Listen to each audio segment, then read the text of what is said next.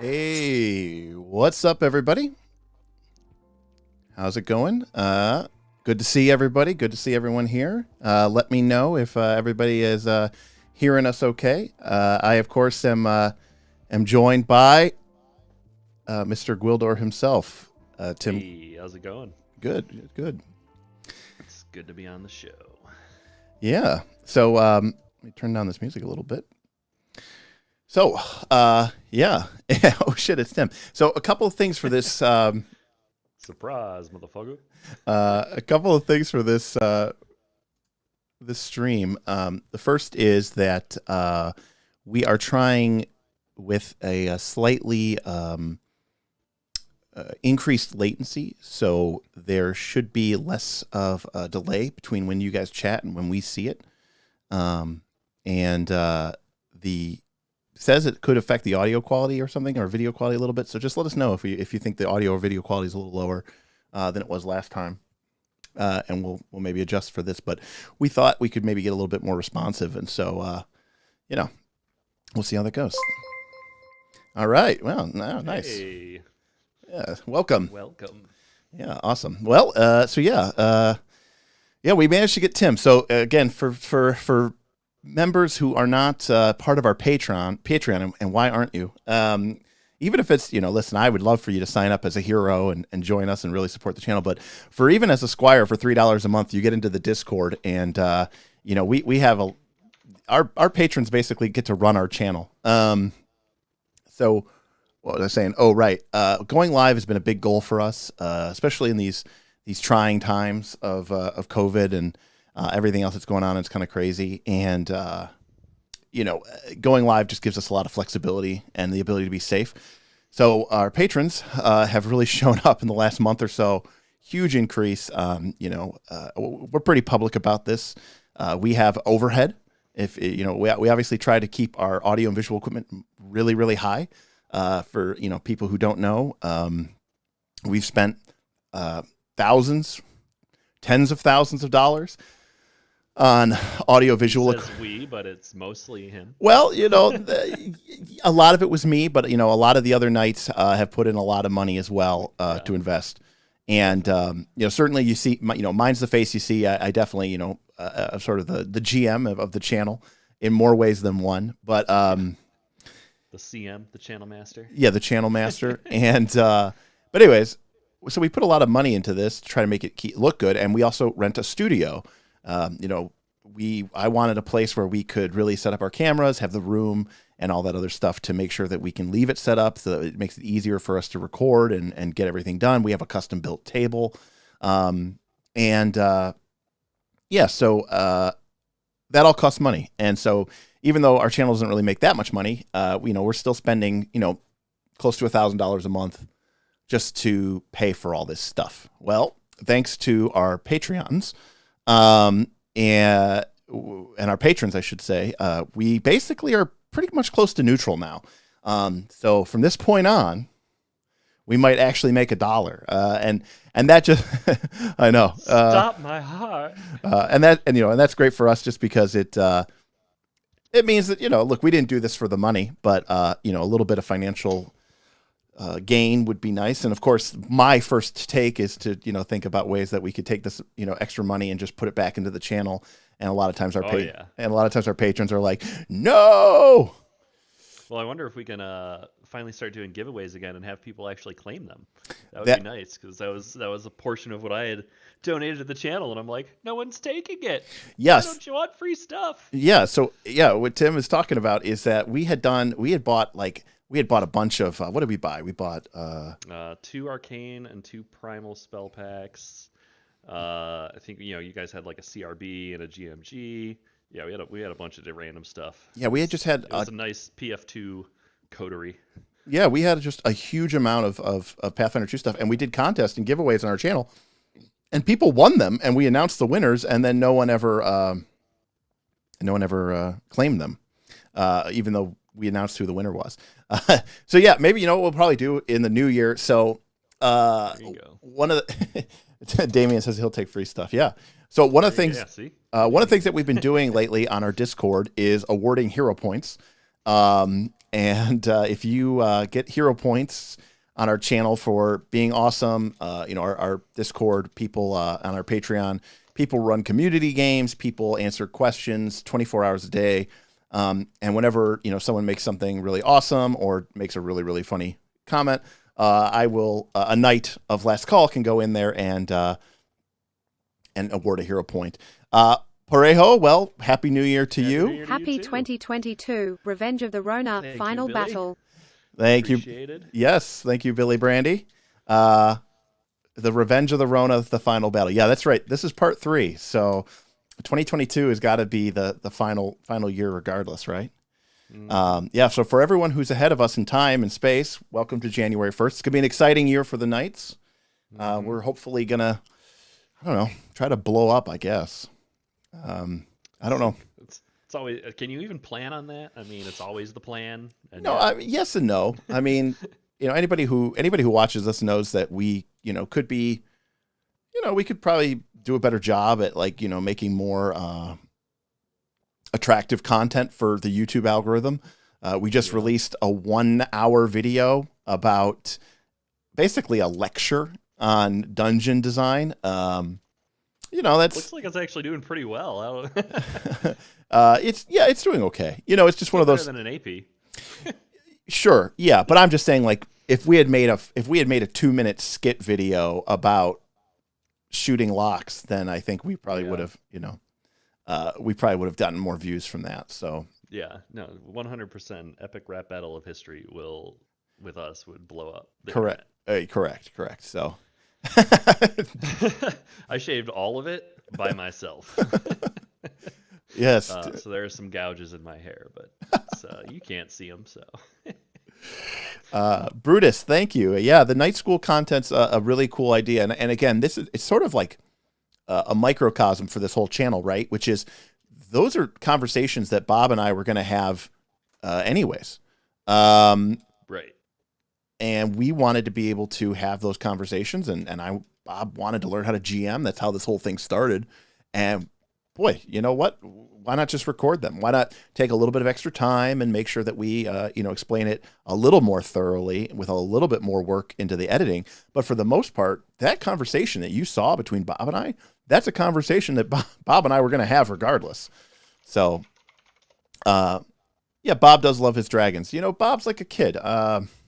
Bob has kids. It's why he's such a good dad. Yeah. He just hangs out with them. Multiple discussions about how he plays this game to basically play with the minis. Yes, exactly. When Bob sees a new mini, he's just like, "Oh man, I can't wait to play with it." And he doesn't. Yeah, he just means play with like an action figure, like it's GI Joe's and you're 10 years old. Right. Well, we talked a little bit about this. Like Magic the Gathering identified very early on that there are several different player profiles, and they gave them names, which represent the different generic categories of why people play Magic the Gathering. And it's Timmy, Johnny, and Spike. And then they've recently added a fourth. I'm not actually a Timmy. Yeah. A Timmy, Johnny, and Spike, and they added a fourth one, which is called the Vorthos. And Timmy is basically a person who plays Magic the Gathering because they want to feel something. They want the big monsters with big stats, and they want to tap a bunch of mana, and they want to be like, ho, slam it down, right? That's a very valid reason. Then there's a lot of people who play role-playing games and video games for that same reason, and that is definitely Bob. Yes. And just for completeness' sake, a Johnny is a player who Tim needs to boost his mic gain a little bit. Tim, can you up your mic a little bit? I will do my best. I think you're maxed out on my side. All right, Tim's gonna boost his mic a little bit. Anyway, so Johnny is a character or a player who wants to really find combinations and sees the game as a way to expressively or to creatively express themselves, and to use the game as a way to sort of solve puzzles and experiment and tinker and find interesting ways. So, if you're the kind of character who if you're the kind of player who plays a role-playing game and you like to just make weird builds just because you want to see how different things work together, or you like to find cool combinations of feats and powers and freak archetypes, it's not really about the power. It's just about I want to be able to do this really cool thing, and I think it's fun. It's like an intellectual pursuit. That's a Johnny. And then a Spike is a character or a player who only cares about winning. This is your classic power gamer in a role-playing game who only really just cares about having the most effect. Basically, if someone playing a fighter with gnomish foot mace, they're probably a Spike because the only thing they care about is just winning and having a power. Right. And then I'm very much a Johnny. Like I play it for the fun stuff and the combos and the weird shit like that. Yep. And the last player is Vorthos, which is someone who cares about the lore and the flavor. They don't really care as much about the mechanics. They really just care about the storytelling element of the game. And I think that's certainly a area that we've seen a lot more of in the last couple of years than we ever had in the past. And I think everybody could agree to that. So let's see how many people we got here. We got 30 people in the chat. So welcome everybody. Elway fan says, I'm currently working my way through Rise of the Rune Lords campaign, thoroughly enjoying it. I'll be getting to the rest of the content soon. Cheers, guys. Well, awesome. The AP is definitely sort of the hardest part of this channel to produce, and but it's definitely the heart of the game, right? We make all these videos so that we can ultimately play better Pathfinder 2 games, that we can play better role-playing games. So definitely something that, Damien says lore is why I play PF2. Yeah, the lore is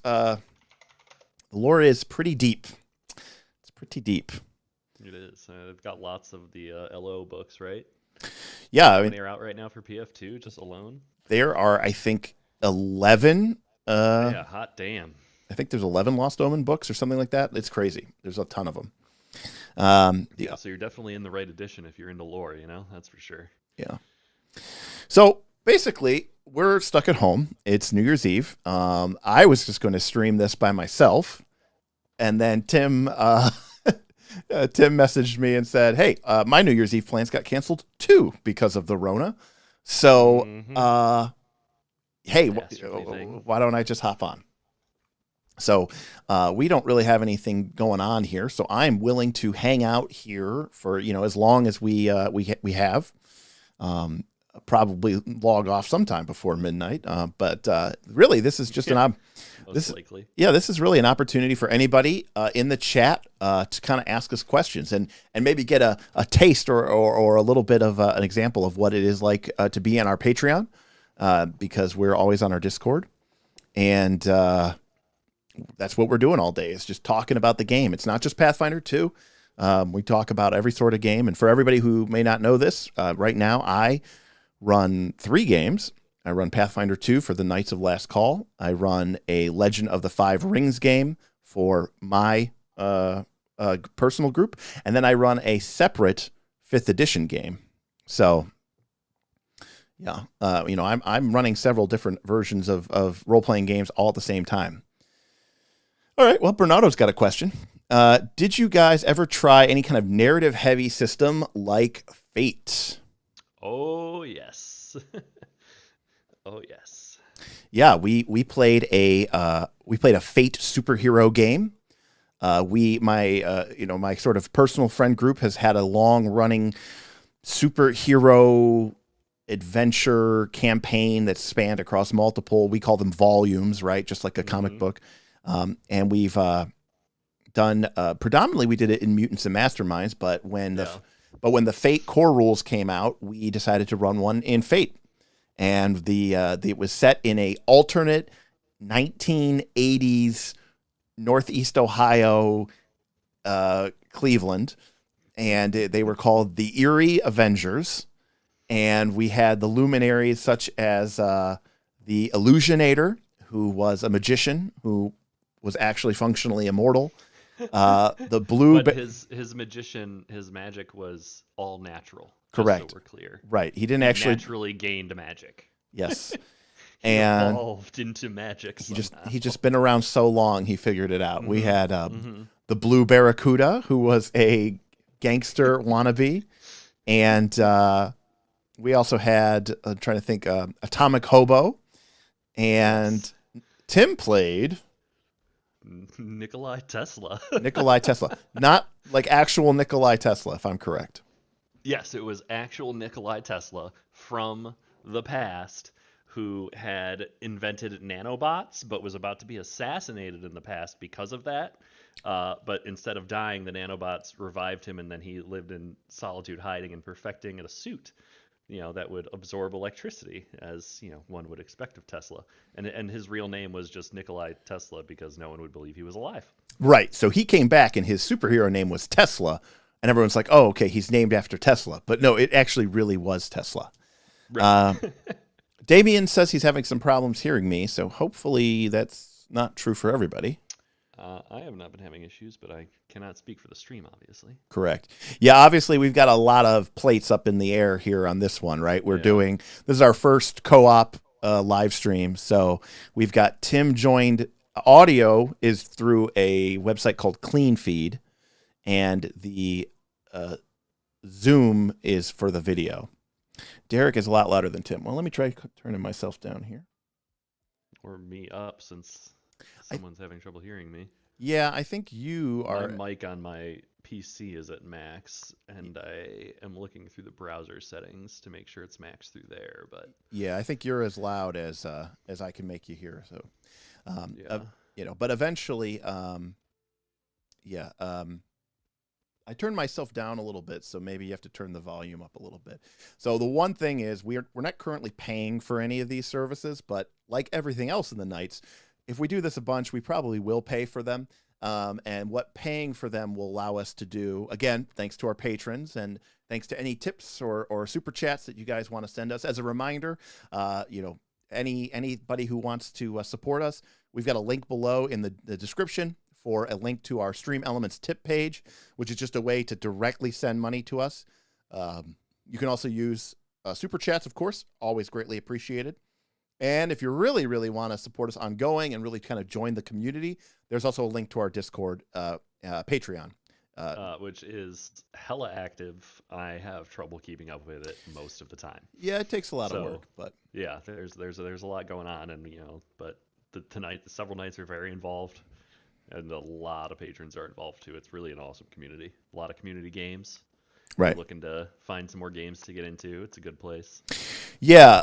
As for the cutting out, it could, again, like I said, one of the experiments we're also doing with this channel is YouTube gives us an option of setting our latency. And normally we're set at high latency. So like it takes like 20 seconds for us to see your chats. And then it takes like another 20 seconds for us to message back to you. We changed our latency settings. So it can create some instability because at the expense of being a little bit more responsive. So, but no, Fate's amazing. I love the system. Yeah. You have to have the right mindset to play that kind of game because, we played that with Matt Holloway, aka Burl, and he had a hard time with it. And the reason he had a hard time with it was because part of the element of Fate is you have these aspects of your character. And rather than having just hard, dyed-in-the-wool abilities the way you would in a traditional RPG, you need to spend fate points in order to sort of activate your abilities. In order to be cool, you need to have fate points. But in order to get fate points, you have to allow yourself to be kind of at the mercy of story elements. So when, the GM says, okay, you're about to escape from the building, no problem. And because they rolled well or they had a good idea, and the GM says, but maybe you realize you left your weapon back in the office and you have to go back and get it.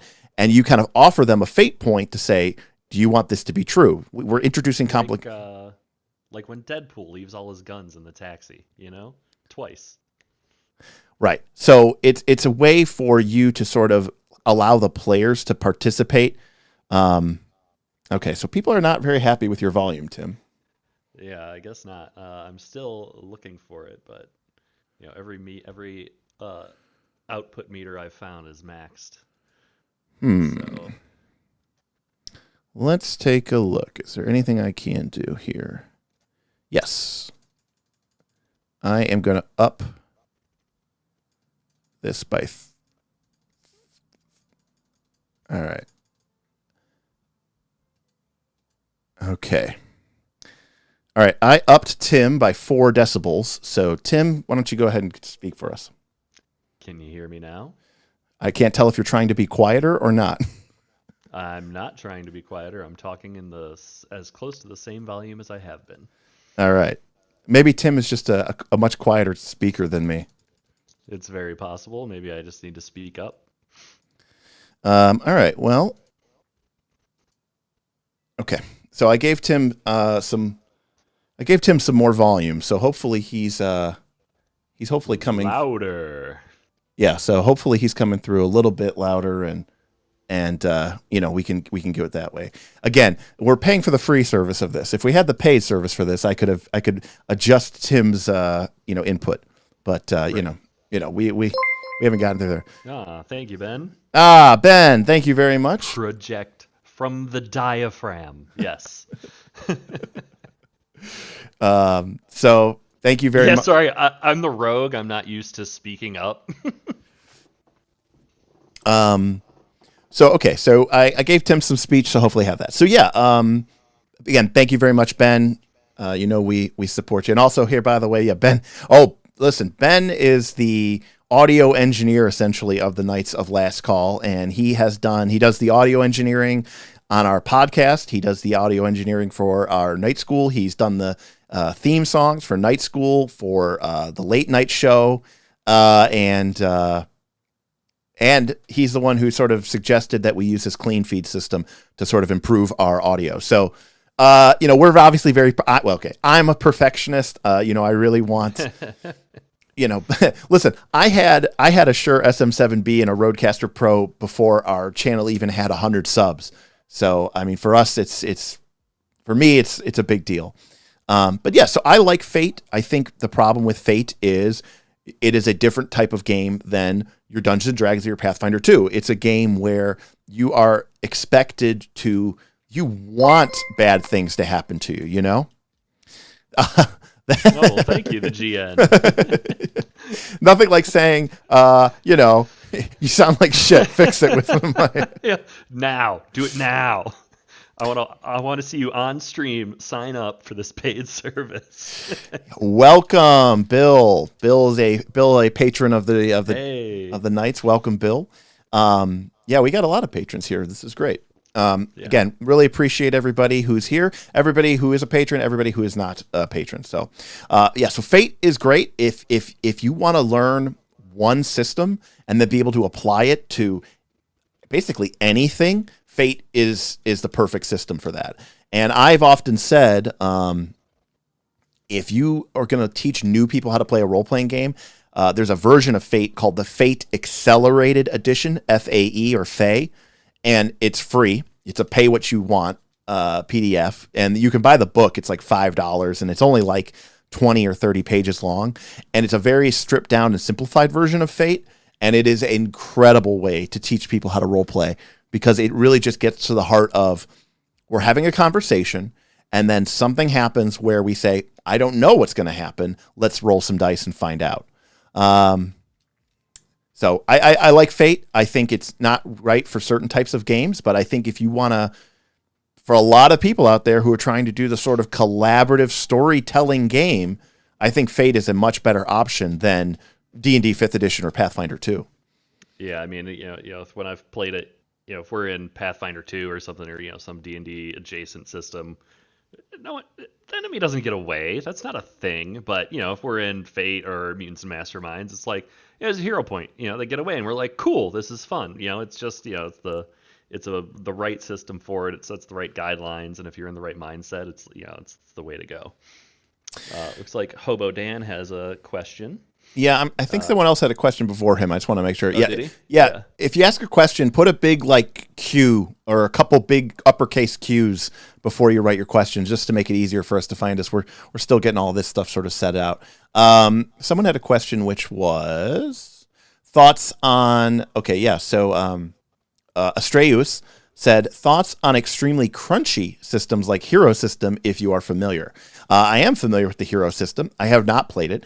But Mutants and Masterminds is a fairly crunchy system where you have to buy every power with PowerPoints, and you have to, really account for, okay, I want to buy flying. I want to be able to fly 500 miles per hour. It costs this many points.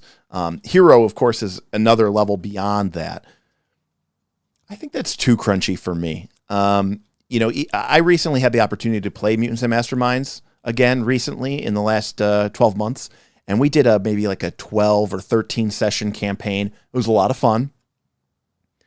But I felt constrained by the system. I felt it was for that genre of superheroes. I don't want super crunchy rules. I want something loosey-goosey. I want something like Fate. I want something like, just something with a lot of give to it, because my players are very creative. I want to be very creative, and I want a rule system that supports that, not gets in the way of that. So I think that's really where I feel about that. I mean, Tim, do you like the crunchier games or do you like the softer games?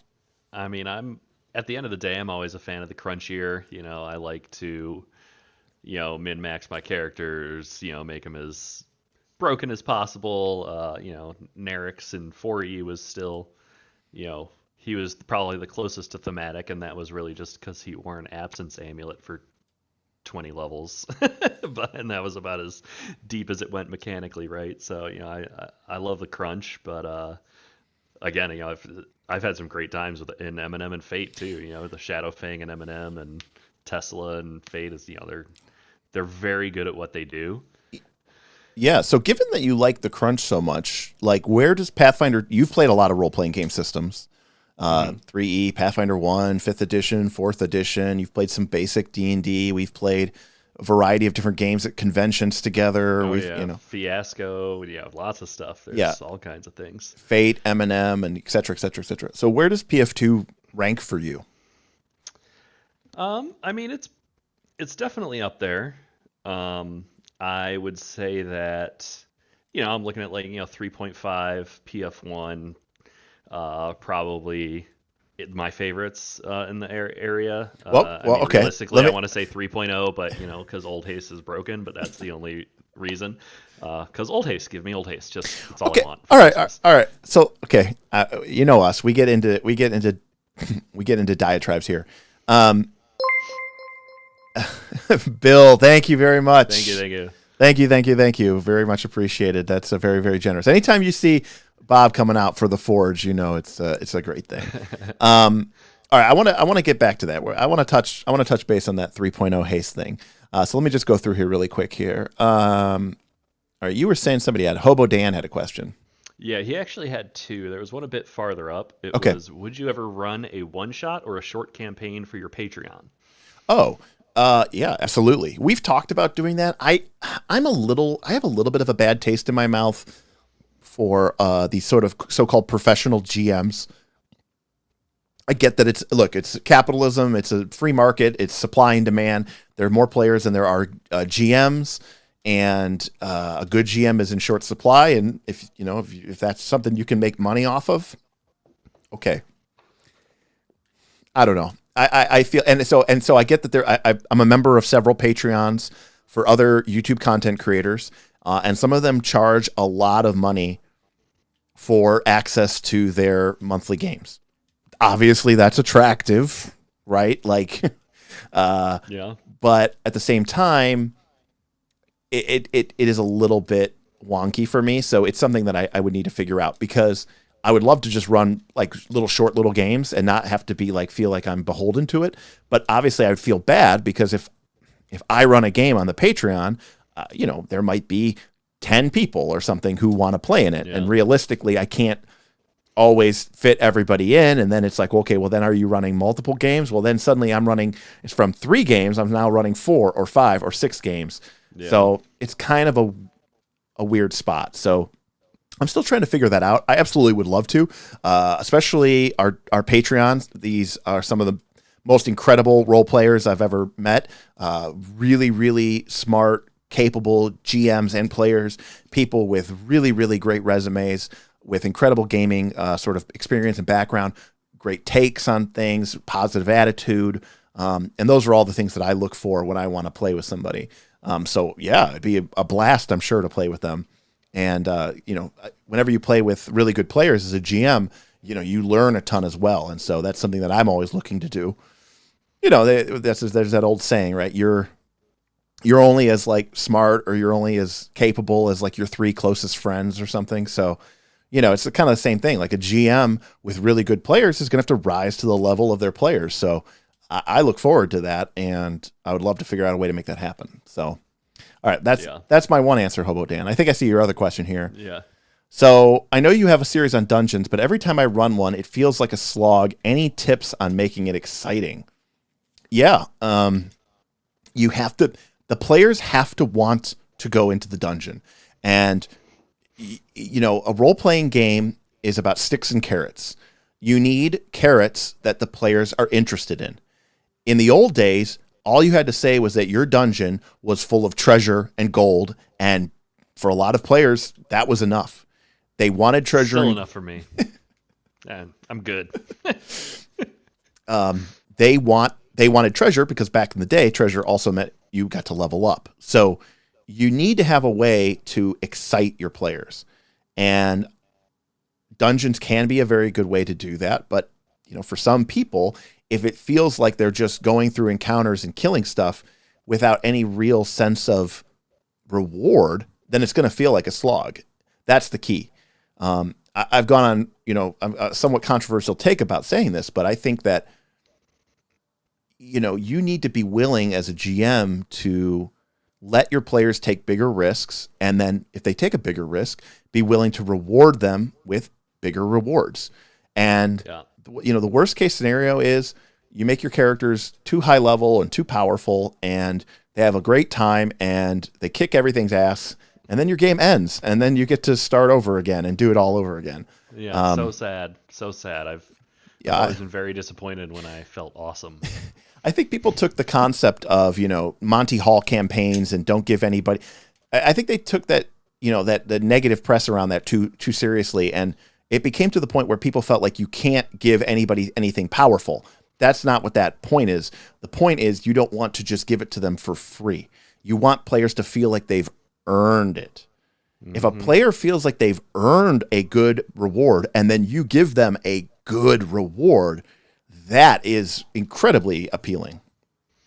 Yeah, and I think another second, and this could be like an easy low-hanging fruit point. I remember we talked about it back in the day with World's Largest Dungeon, of just how many of those rooms were empty, right?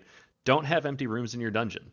They don't always have to be encounters or traps, but make them relevant so that your players are always engaged when they go into the next room. Yeah. Yeah, you don't want it to be boring, right? Right. And so it can feel like a slog if the players don't feel like there's a sense of progression. The other thing I'll say is, in most of the dungeon games that I run, it's self-directed. I'm not making them go into the dungeon. The players want to go in the dungeon. The players are contacting me and saying, Derek, when can we get back to the dungeon? Last time we were there, we found that secret passage. I think it might lead to the undead crypts.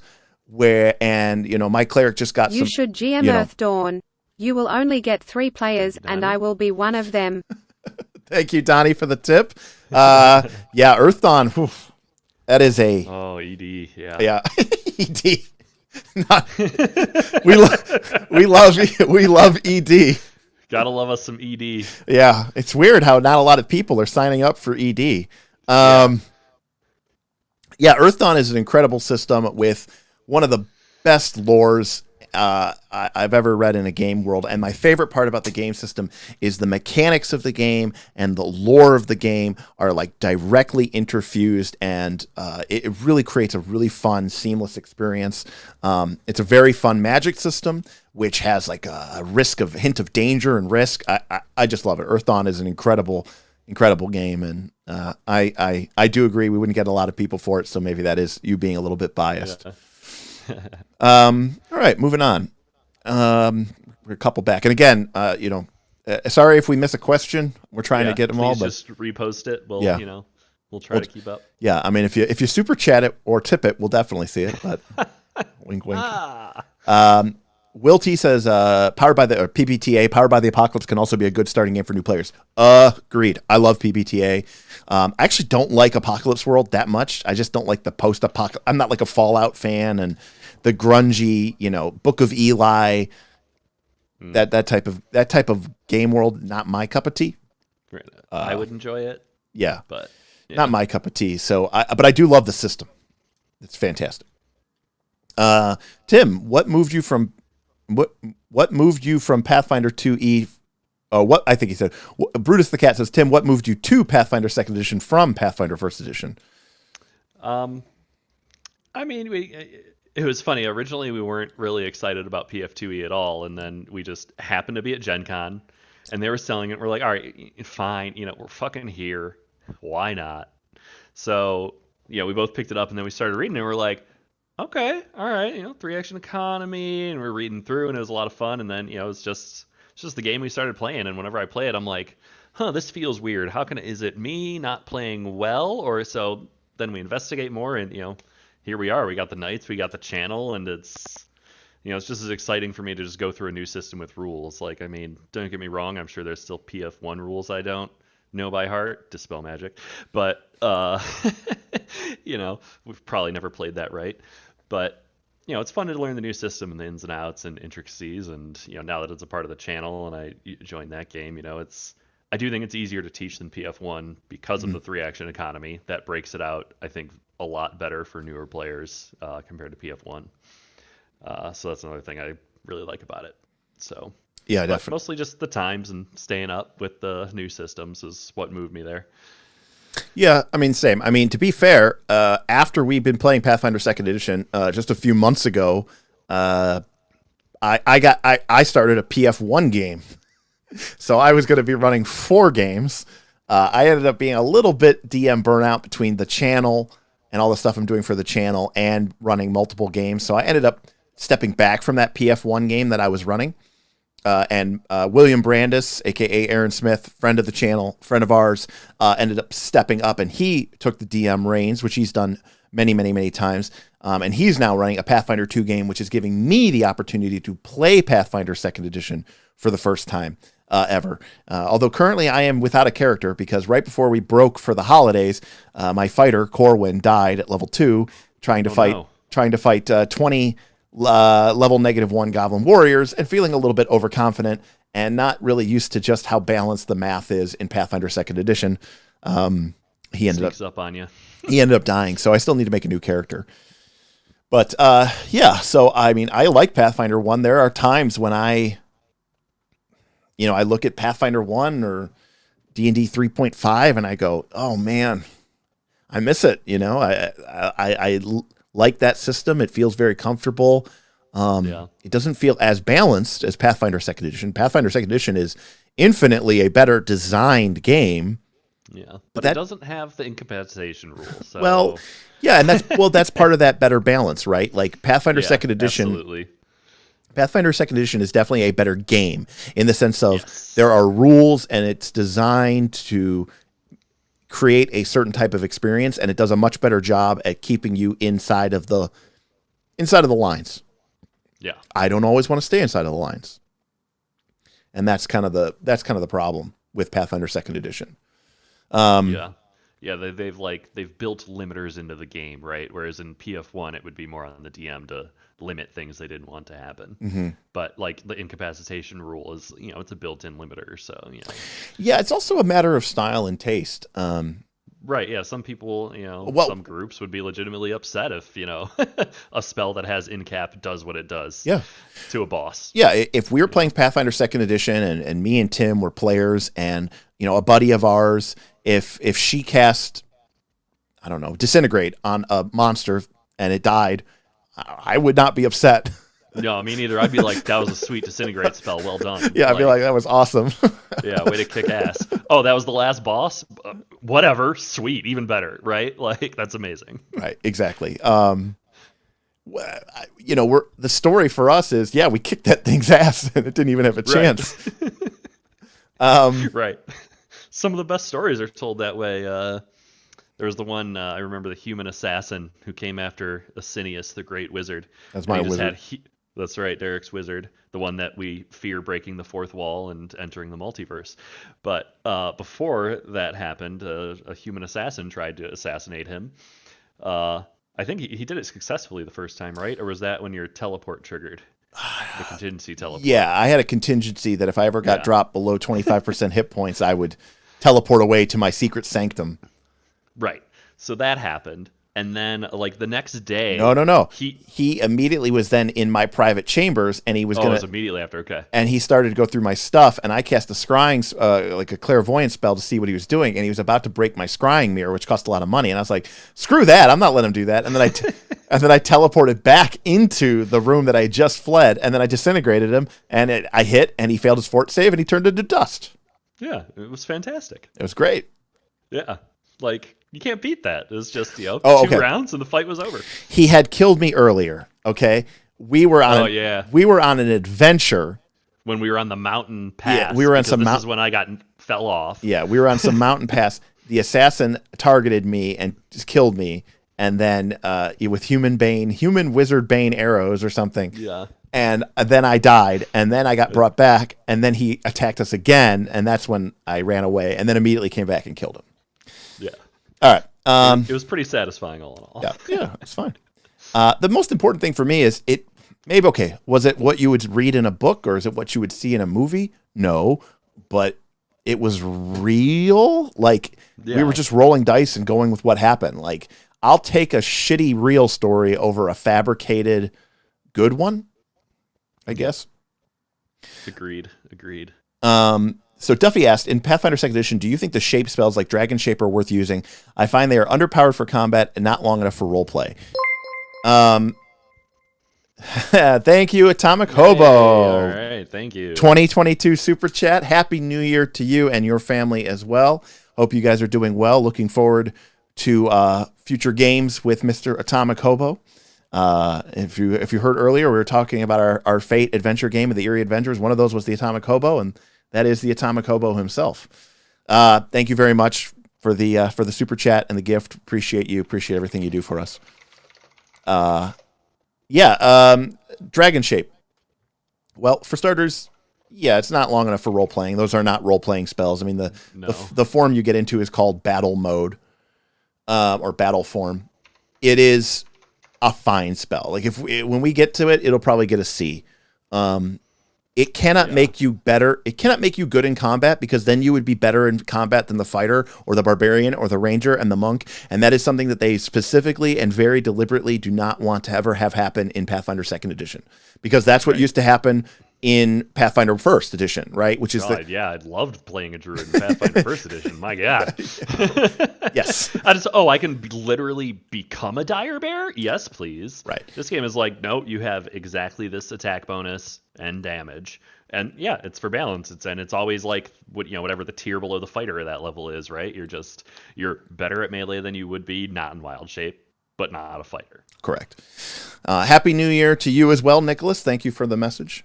Thank you. Yeah, so those spells, by definition, are not going to make you a good combat fighter. They're going to make you better than you are. They give you more damage. They give you a better attack bonus.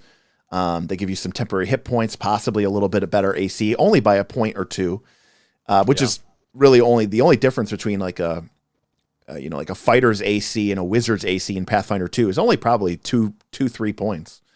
But it can't. Yeah, you're probably almost doing it more for resistances. I don't know. Yeah, it does it even give them if you turn into like a dragon? I'm not entirely certain. Let me pull the spell up. Yeah, you can pull the spell up. But my takeaway on a lot of those type of spells is they can't do what they want. They can't do what you want them to do, Duffy, because if they made you into an actually capable and competent fighter, and when I say fighter, I mean combatant, you would be undermining the characters who are combatants, but also don't have all of the abilities to cast other types of spells like you can. So, unfortunately, those spells are fairly nerfed. They will make you into a stronger melee combatant. My recommendation for spells like that is if you are going up against an encounter where you are fighting 6 or 8 or 10 lower level monsters, and you just kind of want to have fun mixing it up in melee, that's when you're going to have the most fun casting that spell. But if you're fighting a single solo boss that's higher level than you, or if you're fighting 2 or 3 creatures that are the same level as your party, you're going to struggle, and you're going to find yourself not really having a good time with it. So. Yeah, and like I'm looking at it right now, and it gives you like imprecise scent and fly, a couple of things, but by spell level 6, you've got easier and better ways to get those kinds of bonuses, so you do get a little extra in addition to but it's 10 temporary hit points, like right. Again, it's it's fun. Like I think Derek nailed it. It's for when you want to romp around on a horde of lower level creatures. Yeah, a way to think of it is if a fighter or a gunslinger is like an A tier combatant, and like barbarians and rangers and monks and all that other stuff are B tier combatants, like in melee attacking people, and your wizard or your sorcerer or your druid is like a D, then these spells make you like a C. Yeah, I'd say a C plus. Like you're almost the B tier melee. Yeah, but it probably balances out to be a B tier because you've got these weird bonuses like your elemental resistance, and now you've got you get a couple extra cool little caveats, just a little bit of utility. But I think in terms of raw combat ability, it's just a C. So I think they're fine. All right, sorry, I got a lot of chat that I'm backed up on here.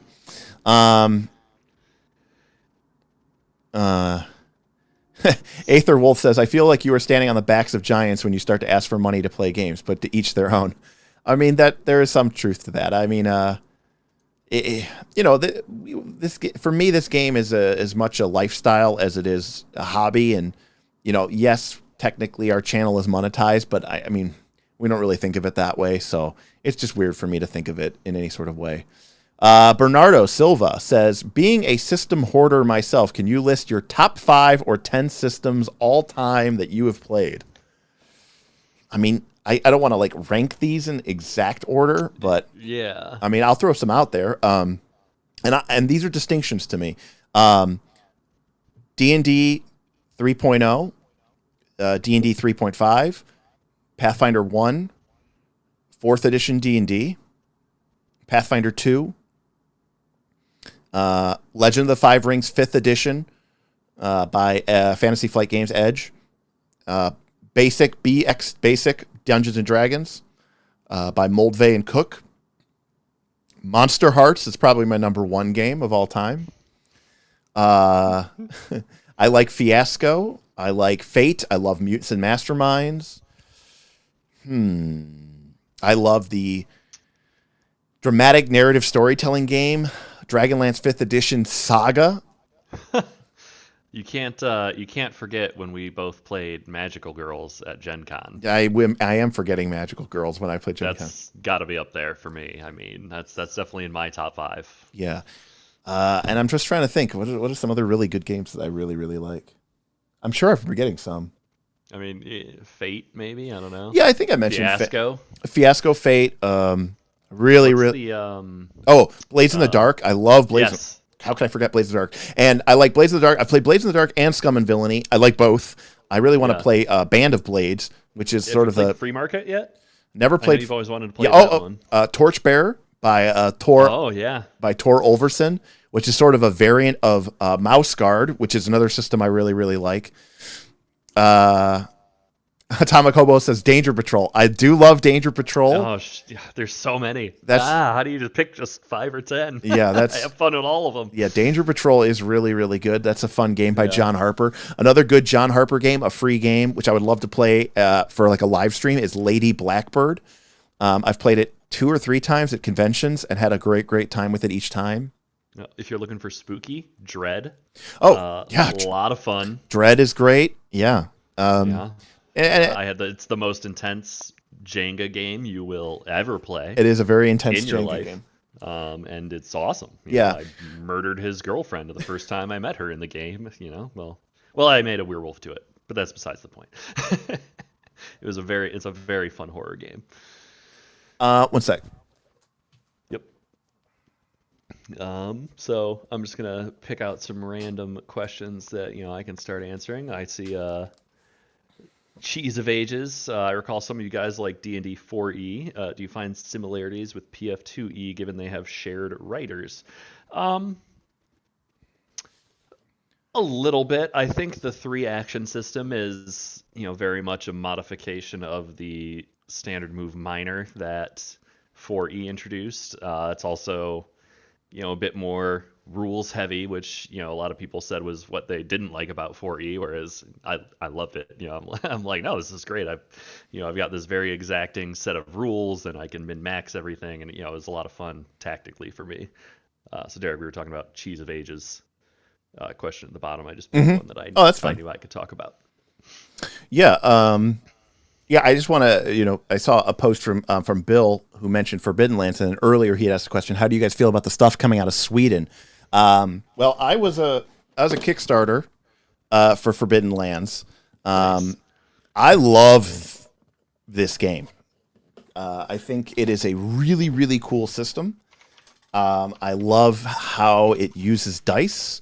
I love the way I'm not like super in love exactly with the way that you accumulate willpower, but I do really like the ability to push your luck and roll and then roll again if you fail, but you only really get screwed over or really penalized if you choose to roll again. So it's like you can make a skill check, and if you pass, you pass. If you fail, you fail, and it's just normal failure. But if you're not satisfied with that, then the player can take an option to sort of press their luck and really try to succeed again and get some re-rolls. But if you do that, that's when you suffer like the kind of the crit fumble type effects if you still fail. So I love players getting to make choices. And rather than just being like, I've made all my choices, I'm going to roll my dice and then pass or fail, it's just at this point, I'm done making decisions. I really, really like that push your luck mechanic in Forbidden Lands. And the sort of West Marches-esque nature of the game. The box set comes with a map that you're supposed to put stickers on, like Gloomhaven, as you explore it, which I think is really cool. I love. I have Jaws of the Lion that I need to open. I love that kind of exploration, which is sort of built into the game. It's got a whole, resource, settlement, like you're playing, Warcraft or Starcraft. As you sort of mine lumber and gold from your settlements. Like, it's a really, really, really cool system. I like it a lot. There's a couple elements of it that I think would need to be tweaked for me to really play it. I would probably have to house rule it. I'd probably want to play it first without any making tweaks to it, but I haven't had a chance to play it yet. But it really inspired me. I've been wanting to make my own role-playing game for a while, and it really, I really, really liked it. So I like the Free League games. I like Tales from the Loop as well. And I also have Symbaroum, which I don't like as much. And the other one that I've been meaning to check out is Mophidius Swedish? I don't know. I don't know if they are. Maybe they're not. But Mophidius is the other system with the 2D20 that I've really wanted to dig into and have not had a chance yet. So we're getting there. Tim with the mechanical keyboard. I know. I'm sorry. It's okay. All right. Can't help it. Remember, put a big Q in front of it so that we can. Question: did you ever have a TPK in an encounter that you thought was going to be easy or less challenging? Oh, hell yeah. Many. Pull all the levers. Yeah, I mean, yeah, like they're okay. What Tim's talking about, Joe Castle asked, did you ever have a TP in an encounter that you thought was going to be easy, less challenging?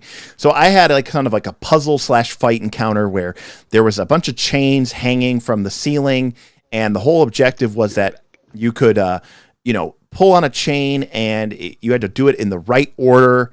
And if you sort of did it in the right sequence, it would unlock the room, and you would be able to proceed forward and get the treasure or whatever. But if you pulled the wrong chain, it summoned like a wraith or a shadow. Well, my group apparently missed that this was a puzzle, didn't really know what to do. They were kind of being, a little trollish about it, and they just put all the chains at once. And I was like, well, hey, those are the rules. Only one of those chains was the first chain in the sequence. The other 6 chains were wrong. So yeah, it summoned 6 wraiths, and they come and they kill you all, and that definitely happened. Yeah, in fact, I love I love being surprised. That's why I dungeon master. It's why I game master. I like to be surprised. I like it when the party gets their ass beat by an easy encounter. I like it when the party beats an encounter that I thought was unbeatable. If I go in there with a bias about what I think is going to happen, I find that it kind of ruins the game for me. I've tried really hard, and after a long time GMing, I can say very, very safely that I don't care. I'm on the side of the players from a viewpoint of being a viewer, but I don't have a particular way. I've cultivated an attitude, a mindset of I am ambivalent to what the outcome of this is. Because the moment I start thinking about what I want to have happen, as a GM, you have unlimited power. So consciously or subconsciously, you are going to start nudging those things. And, maybe you might say, well, that might be better for your players. Well, I disagree with that sentiment. But more importantly, it wouldn't be better for me. This is how I have fun. I have fun watching shit go to hell and watching people try to struggle to pick up the pieces or pull ourselves off of the ground laughing because something completely absurd and unexpected happened. And that's why I really love, playing D&D. Yeah. The Goth TPKs are usually really good. Yeah, almost every They're time. always good fights. Yeah, almost any time I've thrown a Lesser Beholder, also known as a Goth, at our party, they've almost always TPK'd or near TPK'd. Mm-hmm. All right. Let's see. We got some Russian people spamming us. That's nice. You were talking about Cheese of Ages. the Vunrent. Yeah. Yeah. So Cheese of Ages, I think Tim was talking about that while I stood up for a second there. Yeah, we do like 4th edition. I do think there's a lot of similarities here that people really, it's so funny. It just shows you how branding and marketing are really just the key to any sort of game. Like 4th edition came in and said, like a video game, you're going to have your powers and they're going to be on timers.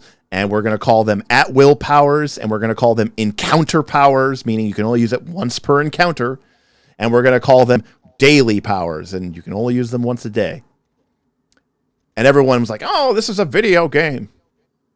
You go to Pathfinder 2, and suddenly you call at-will powers cantrips, and you call encounter powers focus points, and you call daily powers spell slots, and everybody's fine with it. Mm-hmm. Yeah. So it just all goes back to that World of Warcraft presentation where they're like, yeah, in the beta, after a while of killing monsters, you got half experience. Well, people didn't like that. So all we did, all the numbers stayed the same. But instead they said you're normally getting 100% experience. But if you have rested, now it's 200%. So you're never getting half again. And everyone loved it, right? Sometimes it's perception. Yeah, it is perception. So, I think Pathfinder 2 is even a more tightly written game than 4th edition was. For starters, in 4th edition, you only added half your level to your attack rolls, whereas in Pathfinder 2, you add your full level. So that means that the distinction or difference between the two is very, very much... it's a lot tighter. So like in 4th edition, you can fight a monster that's a couple levels higher than you easily and lower level than you, and it's still a little bit hard. Whereas in Pathfinder 2, the difficulty level drops off or spikes up really, really quickly because of the fact that you're adding your level bonus every single level. So yeah. All right. Yep. Saga. Yep. Bill says 10 Candles is scary. I've read a lot about it, but I have not read 10 Candles yet, so I definitely need to go from this. I've not heard of that one. Oh, the Potter says, I want you guys to know, and this comes from a guy with a 20K subs now dead channel. You create content on the level of quality which deserves a ton more exposure. I watch all your non-adventure videos from A to Z. Keep up the amazing job. Let's hope for Amazing 22. Well, thank you. Thank you. Yeah. Nice.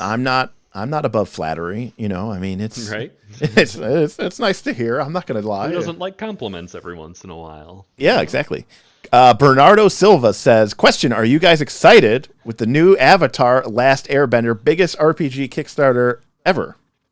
Yes. My God. I backed it at the highest level that was available to me when I found out, You backed it at like the level that like stores are supposed to back it. Like you're getting you're getting like a display case of Avatar. I hope so. That would be great. I don't think so. I think those were sold out when I got there. So yeah, I definitely backed it at a very high level. I wanted to get all the books. I don't really care as much about the art. I just think it's a great world. I think it's powered by the Apocalypse, which is a system I love. I think it's perfect for the kind of storytelling that they do in Avatar. And I'm so happy. I know there were some people who were upset that, well, okay. There's a couple of things I want to say about this. Number one, hugely successful, very surprised and very happy about it. And the reason why I was very surprised and very happy about it is it wasn't 5th edition. And there were definitely people in the comments who were complaining that it wasn't 5th edition. They're like, oh, I don't want a narrative Avatar game. I want sort of like a Mutants and Masterminds or a hero-based Avatar game where I'm like taking feats and taking spell points and putting points into this key ability and putting points into this bending ability. I'm so glad they didn't do that. Yeah, agreed. I backed it at the flying bison level. Flying bison level. Got it. Yeah. And but the other reason is, wow, huge success. And it's not 5th edition. Great. Maybe. Listen, I'm playing. Last year during COVID, or this year during COVID, we played a 5th edition campaign, 1-20 on Roll20 before we found the light of Foundry. And I'm currently running a in-person 5th edition game, sort of dungeon-based, Tales of the Yawning Portal, Sunless Citadel, Forge of Fury, that sort of thing. I think 5th edition is fine, but I do think it has become a little brainwashy, a little culty, and I think that there's a huge percentage of people who are just trapped or locked in this 5th edition ecosystem, and it is a cool game, but it is not the best game, and it is definitely not the best game for certain types of games or certain types of narratives. And so I'm very excited that this Avatar game did as well as it did on the Kickstarter, because it's going to open people's minds and eyes to different types of games, including a Powered by the Apocalypse system, which I think is a great gateway drug into other sort of quote-unquote indie RPGs. So I think that's really awesome. Nolan Inquisitor said 3 actions straight up comes from Pathfinder Unchained. Yeah, they were definitely playtesting a lot of concepts in Pathfinder Unchained. And yeah, for sure. And we actually tried, I think, to play PF1 with those rules. I don't think it worked as well, but I definitely like the 3 actions in Pathfinder 2. Agreed. QQ, it's been a while since WotC announced they were working on a 5e revision, Cheese of Ages asks. Given you guys also play it, do you have any idea of changes you would like to see? I'd like to see... I don't know, actually. Something to do with, instead of... I want to see more buffs than advantage. I'd like to be able to both flank and do another thing to help my allies. I don't want there to basically be only one thing. If you either, you have advantage, there's nothing else I can do to help. Sometimes you really want to stack on that one person. But see, that's probably my... Yeah, but I mean... But then it gets too crunchy for what 5e wants. Well, not only that, look at Pathfinder 2, right? In Pathfinder 2, if you're flanking somebody and then you trip them, it doesn't do anything. I know, it's sad. I don't like it in that system either. Yeah. But at least that system has it feels like it has more options. It does, but changing flat-footed for both of those is like, oh, yeah, okay. Every time I play 5th edition for a certain amount of time, I start to feel like the game is not mechanically complex enough. And every time I play Pathfinder 2 for too long, I start to get a little burned out on just how mechanically complex the game is. So my personal take I would like to see a game that is somewhere between 5th edition and Pathfinder 2 in terms of its complexity. I would like to see a more well-balanced, more well-scoped rule system for 5th edition with a little bit more mechanical complexity. Is that the route they're going to go? Absolutely not. And I'll tell you why. Because they saw what happened when they made a very stripped down rule set. They made 5th edition a game system for anybody to pick up, and it paid in unbelievable dividends. Paid off. Anybody did pick it up. Anybody and everybody did pick it up. They succeeded wildly. Yeah, and there's no way that they're going to move away from that. And I think you see a lot of people who've been playing the game for a long time, and they are clamoring for more details and they want more things. I wouldn't be surprised to see them actually back away from the complexity in 5.5 and make it even a more simplistic game. I think it's gonna, because in their mind they just want to expand their player base. They don't want to cater to this top 20-25% niche that want to, more complex game. So I'm going to be very interested to see what they do with it. I mean, I was talking about this a little bit. I was actually part of the alpha playtest for D&D Next in 2012 when they announced it. I was part of the initial playtesting group. I actually went to Winter Fantasy in 2012 in Fort Wayne, Indiana, on a cold ass January night when D&D Next was just like a few months old. Before the public playtesting, and I was actually one of the first people to actually play D&D Next. This is when Monty Cook was still attached to the project. He was actually my DM for day 2 for the morning session, and basically you would just play with these GMs. I played with Monty Cook. I played with Andy Collins. I didn't get to play with Mike Merles, and you played with for 3 or 4 hours in the morning. You took a break. They gave you this big playtest feedback form that you filled out. Then there was a break for lunch, and then you came back, and then you played an afternoon session. And again, you played for 3 or 4 hours. Sometimes you would literally play the same adventure again, just with different characters. So it was a little weird. And then you'd give your feedback again. And then in the evening, they sort of had an open Q&A seminar thing. And I got to say that, the game at that time was a lot more complex.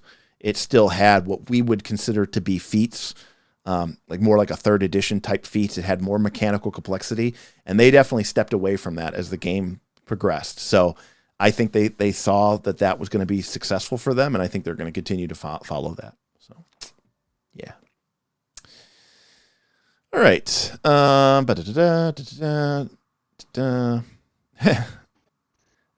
Question. I love Pathfinder 2nd edition, but such long combat encounters. One of my groups is level 17, Extinction Curse, and the combat encounters take forever. Do you find this too? It is just the nature of the game? Yep, it's just the nature of the game. Look, it is. If you don't look, it doesn't matter if the fights are long, if they're fun. It's only a problem if they're long and boring. So if they're not boring, I don't think that's a problem. If they're boring, well, that is a problem. So, yes, the combats take much longer than I would expect them to take. We will. Yeah. I mean, if you watch the channels, we'll sit down there and we'll play, and I'll upload an hour and a half long video, and we'll do 15 to 30 minutes of narrative exposition and some in-character talking, and then it'll be 50 minutes for a combat encounter that lasts 3 rounds. Yeah. Maybe if you have a really, really pro group and they're all really focused and they're playing often, every week, so that they're staying sharp and they're staying up to date, but that's just not the case for a lot of people. And if you're playing with a VTT, I got to be honest with you, good luck, because I thought VTTs were going to massively speed up the rate of play, and they did not. And I'll tell you why they didn't. Reddit. I mean, I say Reddit, but it could be anything, right? I don't know. It could be Pornhub for all I know. People get distracted, and when they're not focused on the game, then they stop. It just slows. Everything gets slowed down.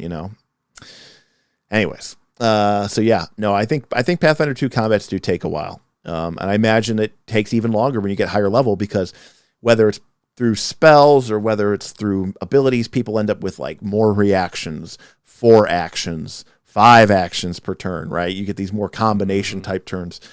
It's just going to take longer and longer and longer. Now obviously experience counts. If you watch our APs, you know that Tim, who's playing a wizard, who's also a melee character with a bow, a martial character with a bow, archer. Yeah. His turns might take 20 seconds, whereas, a player like Nick, who maybe is not as RPG veteran as Tim, takes a lot longer. So yeah, experience does count. And if I had a group of only Tims who've been playing RPGs for 20 plus years, maybe it would speed up a little bit. But I think in general, it is a slower game. I mean, by definition, you're taking 3 actions, right? I mean, in 5th edition, you're only taking 1. In Pathfinder 1, you were only taking 1 action. So, all right. Do you consider the Zandy Games asks, do you consider the tight level range a good thing? No, I don't like it. Me neither. Me neither. It feels like even a monster just one level above me feels like stupidly insurmountable and slows down combat a lot. If you're having slow combat and it's boring, that's probably why. It's probably a slightly higher level monster. I don't know. Like I've noticed that gets boring. It has a couple of problems. The first is like, the first problem is as Tim was saying, it means that a monster, you have a very, very narrow range where a monster feels like it's an appropriate challenge. Anything higher than that, and again, let me rephrase it. The game is pretty accurate about whether a creature an encounter is balanced or not. So just because a creature is 1 or 2 levels higher than you, the game calls that a moderate encounter, and I agree with that. I think that they did a good job of that. It doesn't feel that way, though. At that point, you're like, oh, this is a 4v1 fight. It's 2 levels higher than us, so it's an 80 XP fight, which is a moderate fight, which means we're going to win this fight. And, but it's just because it's 4 versus 1, It feels like 4 toddlers fighting a 20-year-old, like you're just winning through attrition, which isn't necessarily the kind of, cool, awesome way that you want to have your fight play out, right? So some scary toddlers, though. I'll tell you what. Well, it's like Game of Thrones, when the little kids stab the one guy to death. Yeah. Yeah, it checks out. And if a monster's lower level than you, you get to really kick its ass, but it really quickly becomes a joke. It's just not going to be a threat to you. The other problem with this is it means that you only get to use a very small number of creatures from your collected bestiaries at any time. Because very quickly a monster is too low level for you to use anymore and to be a reasonable challenge, or it's too high level for you to even consider throwing it at the party. And it makes for really good. It's really good for published adventures. It's really good for Pathfinder Society style play, whether that means actually Pathfinder Society or something like similar at your table. But I do think it feels a little too restrictive to me. So yeah, I'm not a big fan of it. I don't know. I'll see what other people say. Let's see. Damien says he doesn't like Powered by the Apocalypse. Oh, why? The Potter sits right. It's not 2022 in the U.S. yet. Nope. We still got about 3 hours to go. Yep. 3.5. Will T asks, have you guys played many Gonzo style games? I don't know what a Gonzo style game means. Me either. I feel like I should. I mean, does it mean like wild and crazy weirdo type games like Paranoia or something? If that's what you mean, like really crazy, weird, kind of jokey games? No, we actually haven't played many of those. We've kind of stayed away from those. Damian Williams, how about player options in 5.5? A choice pass level 3 would be nice. Yes, that's agreed. You. My God, yeah. Yeah, you stop making. I mean, once you make your subclass choice, for the most part, you are done playing that game. So yeah, and honestly, PF2 doesn't suffer from it nearly as badly. But when I was playing the monk, I felt like I very much had to take one string of feats. So like that kind of lineared it. So it really felt like if you want to do wolf stance, you're trapped into a certain line because, or if you want this feat, 5 levels later, you needed to take wolf stance at 1. So anything that gives me a wide variety of options at all times is money. Okay, so William Bradness, Gonzo is like fantasy with sci-fi plus weird, and then Will T mentioned Troika, which is a science fantasy RPG. Yeah, so this is sort of like the Jack Vance Dying Earth, Conan and laser swords, Thundar the Barbarian type style of game. I don't know. We've never played it, and we've definitely Happy New Year from the future. Oh, Glad to see the call-in setup is Thank working. you. Also, Tim had a haircut. All We have change not is played scary and Shadowrun. bad. I Grow it haven't. back. I've always really wanted to. But welcome, Vin. Appreciate the tip. Thank you. Happy New Year glad to to you. see you here. Yes, Tim did shave. Tim did groom. I did. I presume not It was for this. monumental. I presume you did not do that for this live stream. So No, God, no. It was just out of frustration at how disgusting I was becoming. okay, yeah, that, that that that's checks out. where it goes. I mean, I will say that in my I ran a 20 level mega dungeon called Dragon's Delve, And at lower levels there was a time ship from an alternate dimension with an elf that was basically like Doctor Who. Time elf. Yeah, known We as called him Time Elf. they called him Time Elf.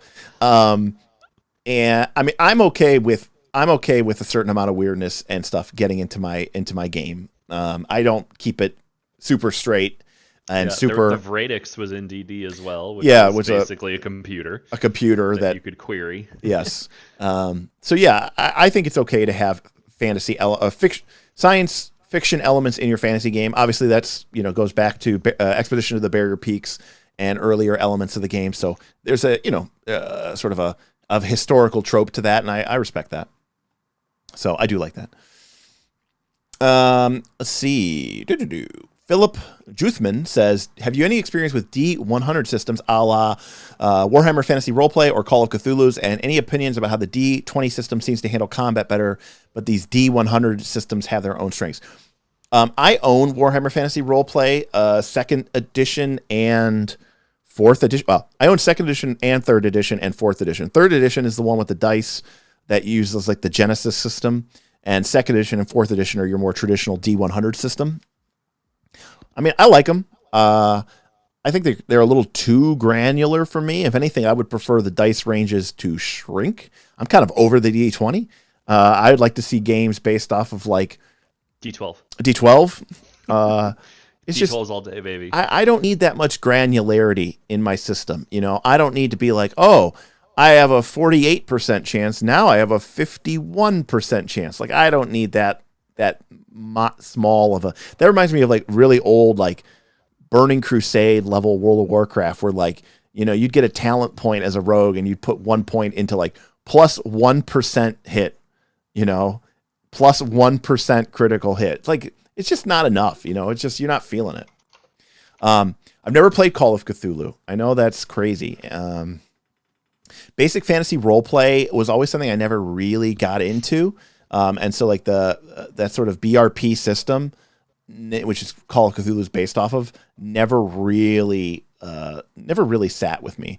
I don't know why, actually, but I do like skill-based systems, and those are typically skill-based systems. Warhammer Fantasy Roleplay, of course, uses like the career system, which is kind of like job systems, Tim, from Final Fantasy games. Okay. And I like those. I'm kind of off classes and levels. I don't really like those anymore. I like to just be able to, as the game progresses and my character has the ability to learn this skill or get better in this skill or this ability, I just want to be able to do it. I don't want to have to wait for Brandis's AK. I think Ancient Kingdoms based on 4E was awesome. Like, I want things similar to that where you can, I wanted to be a tank, so I picked like a sword mage power and some hit points, and you could get, and then I had a wizard power for some AoE, right? You just pick these cool things that fit your character concept, and it's just all fun, right? It's modular, wide array of options and cool combos. So that's my kind of game. Yeah, I mean, ultimately a skill-based system is like the multi-classing taken to the infinite limit, and it obviously makes the game more complex. Class level is very basic, and I don't think you'll ever see D&D move away for it, but I need to spend some more time with those systems for sure. And I think, as I think about a future state where maybe someday I design my own role-playing game system, I think there's a lot to be learned from those systems and the way that they handle sort of skill-based advancement. Let's see.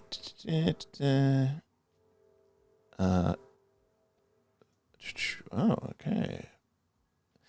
Question, what would you say is the max level differential you'd use? Oh, question. Have you been able to successfully use larger groups of lower monsters? What would you say is the max level differential used? Yeah. I don't know, probably level -3. I think -4 would be a lot of fun, but even lower level monsters, there's no minion rules in Pathfinder. So if you're running 12 level -4 monsters, they all still get 3 actions. They all still get 1 reaction. And, the only way that those kind of monsters are even really going to even have a chance of being successful is if they're like moving and flanking and using aid at a, high enough level where aid becomes, a viable tactic. Otherwise, it's just going to be a complete, mess. And that's just a lot of GM computer processing power. And so, I think reasonably, I feel like 8 monsters is probably where I would draw the line. I think if they're lower level and not complex, right? Just because they're lower level, you could be level 10 and you could be fighting 8 level 6 monsters, and each of those level 6 monsters could be a full spellcaster in Pathfinder 2, which is crazy, which is nonsense. One of the best things that 4th edition ever did was it looked at more than just the stats. It also looked at what role is this monster filling, not just in terms of is it a defender, is it an attacker, is it a controller, but also understanding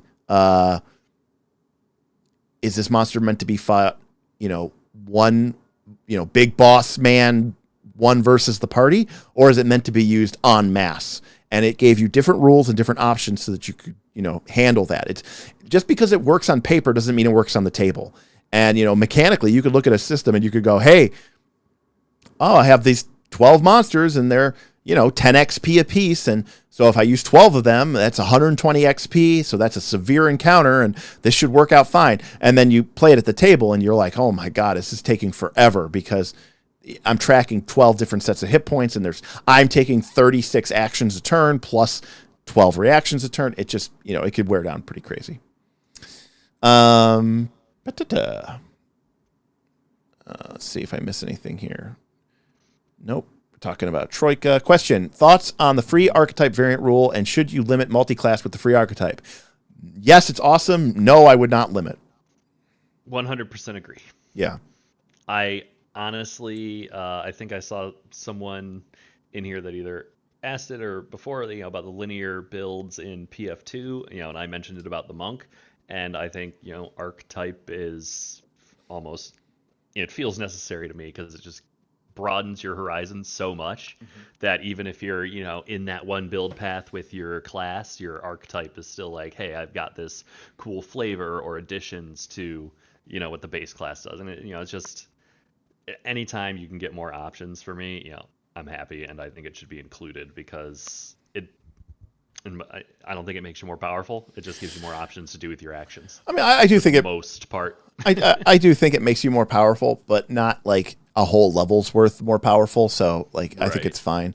But I think it lets you do what you want to do without feeling like you're giving up. I mean, one of the things that I think sucks about 5th edition is if you do use the feats is that you have to give up your ability score improvement in order to get a feat. Like, yeah, choices are fun, but not when it's like, I have to give up the other cool thing to get the other cool thing. Like, it's very fun to be able to splash these powers and abilities from other classes in Pathfinder 2.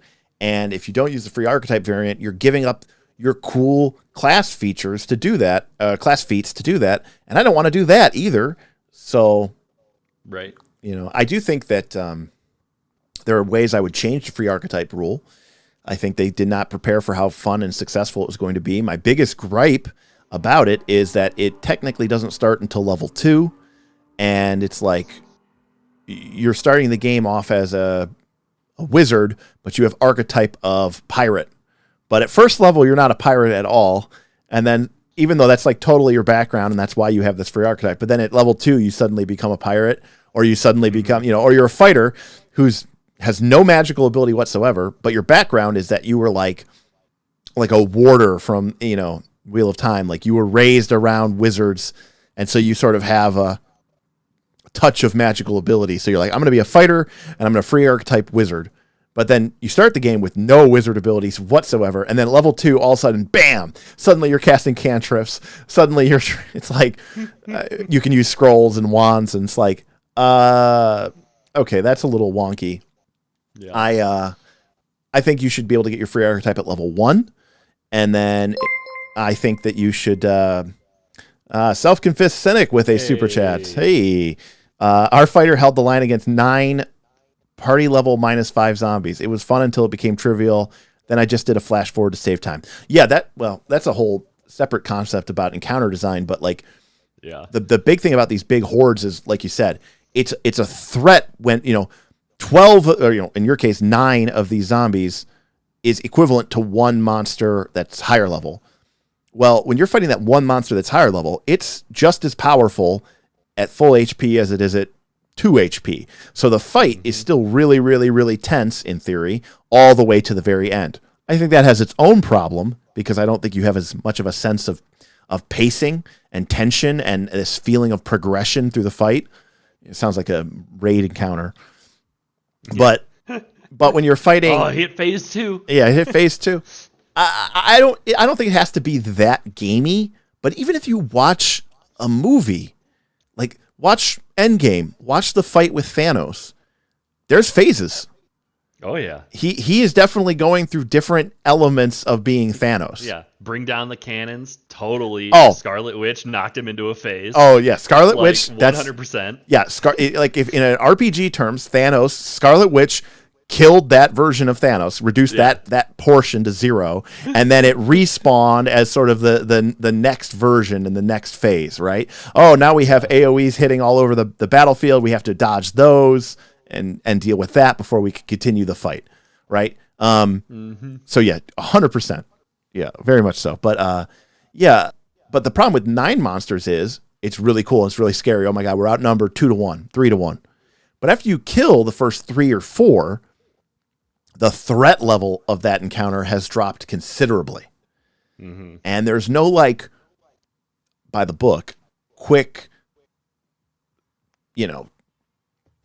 just finish it up, speed it up, get it done with, And I think that, Vin was saying that he, flashes forwards just to deal, okay, you kill all the rest of them. To be fair, I mean, I think in older editions of the game, this was solved because of morale rules.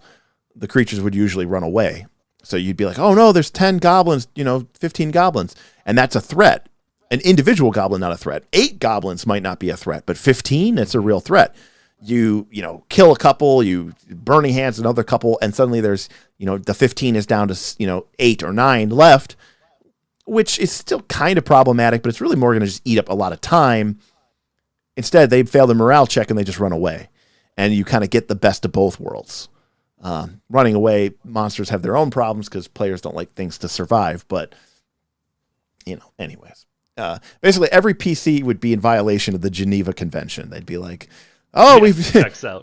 There are no white flags. Yeah, they've surrendered. They're retreating. Launch our strongest weapons. We kill them all. None can survive.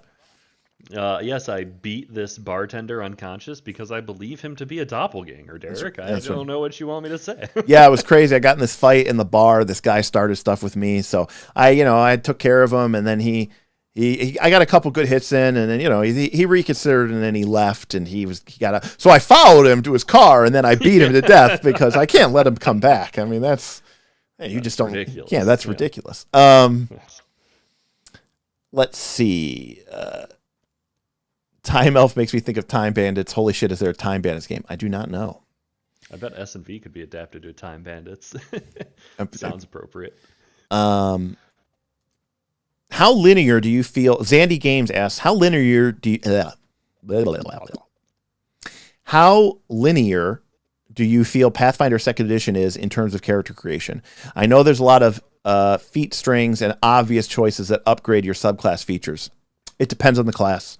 I think some classes are definitely more guilty of it. I played the monk first. I feel like they're very guilty of it. I agree. Stances. I think champions are the classes.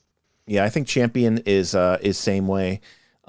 Whereas I feel like, there's not as people still want to follow. I mean, feat strings or feat trees I think are horrible ideas, and I think should be avoided at all costs.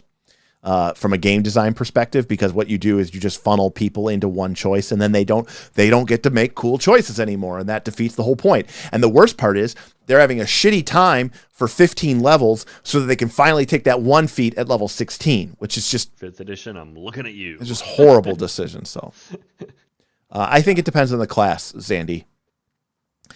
Brutus says the D12 or the spicy 2D6? No, the D12. No, D12 for sure. Have you tried Ars Magica? I've read it. I've not played it. I do like Jonathan Tweet, and I like his stuff, and I think it's pretty cool. Anthony Jobert says, I think 4E minions should be used in every RPG. I agree. Whether they're called mooks like they are in Feng Shui, the Legend of the Five Rings 5th edition game that I'm playing. When I say Legend of the 5th edition, I should note it's not D&D 5th edition. It just so happens that the current edition of the Legend of the Five Rings role-playing game is also this own 5th edition. Yeah, this version of the game is in its 5th edition, so that is important to note. And they have basically a distinction between major adversaries and minor adversaries, which don't have the same complexity of rules and are a lot easier to take out. Question, you just mentioned it, and I've read the series, so I have my own thoughts, but the Wheel of Time TV series, yay or nay? Don't spoil it. I haven't watched it yet, and I've read no books. Well, I have read all the books, as several of our have. Several patrons have. We've had long discussion. We have an entire channel in our Patreon Discord dedicated to Wheel of Time. There are a lot of changes in the show from the book that I was okay with. Some people were very upset about any changes. That's not me. I think sometimes things are better when they get changed with the benefit of hindsight, and I thought a lot of those changes were fine. But episode 8 was a bridge too far. I understand that they had a lot of problems with production, people leaving the cast, COVID, Corona, production issues. But episode 8 was a bridge too far for me. I'll watch season 2 just because I want to see what the hell they're doing with this now. Like, are they just going to say, fuck it, let's just do it? We're just going to make our own version now, in which case I don't know what I'm watching for. It's like, do I really want to just watch? I already read the books, so do I just want to be shown the same story that I already know? I don't know. Like, I guess kind of, sort of, maybe I do. The other thing that I will say, though, and this has nothing to do with their production issues, where's the money? Like, isn't this like $100 million season or something? I don't see it. The production quality has been... I always thought early Game of Thrones was a little rough, but once Game of Thrones got their HBO money, I thought their production quality was incredible. The things in Wheel of Time sometimes feel a little off, and the CGI has been a little bad. Yeah, you can tell where they did not have enough budget for a CG scene in the couple episodes I have watched. But it's Jeff Bezos, where's the Amazon money? Let's see. The current it's more about time and making sure he gets it out, Yeah. William Brandis says the current edition of Legend of the Five Rings is 5th, but there's also a new 5th edition version of Legend of the Five Rings coming out. That is true. I mean, listen, you can't deny the power of D&D 5e if you just want to make a shitload of money. Like, that's just the way it is, You can't deny that. And, I mean, we have between 40 and 50 viewers on this live stream. And I think we've had at the most maybe like in our past live streams, we've had like up to 60, which is amazing. It's crazy, right? But if we were talking about if we were talking about 5th edition, we'd have like 300 people in here. 5th edition is just, it's the 900,000 pound gorilla in the room, and William Brandis literally overnight. Yeah, if this channel went to 5e, it would literally make $1 billion literally overnight. I don't know, maybe and I don't probably lose everyone we currently have. No, I mean, we are not listen, one of the things that I say all the time, I say this on the channel, I say this in the Discord, which is one of my gripes about 5th edition is that the people, not the edition, the people who run it and the people who play it are very, single-minded. And they go, I only want to play 5th edition. And I say, that's a flawed concept. Well, I'm the same way in that I don't think people should only play Pathfinder 2. There are things that I think Pathfinder 2 is really, really good at. And then there are things that I think it is really, really bad at. And, I have a pretty sizable, RPG collection. And, there's a lot of D&D books here, but there's a lot of non-D&D books here. And some of those games are great in their own right, and some of those games also make my D&D games better. So I would love to be even more inclusive of different games. But the fact is, if you do a 5e video and you might get 20 or 30,000 views, if you do a Pathfinder 2 video, you might get 3,000 or 4,000 or 5,000 views.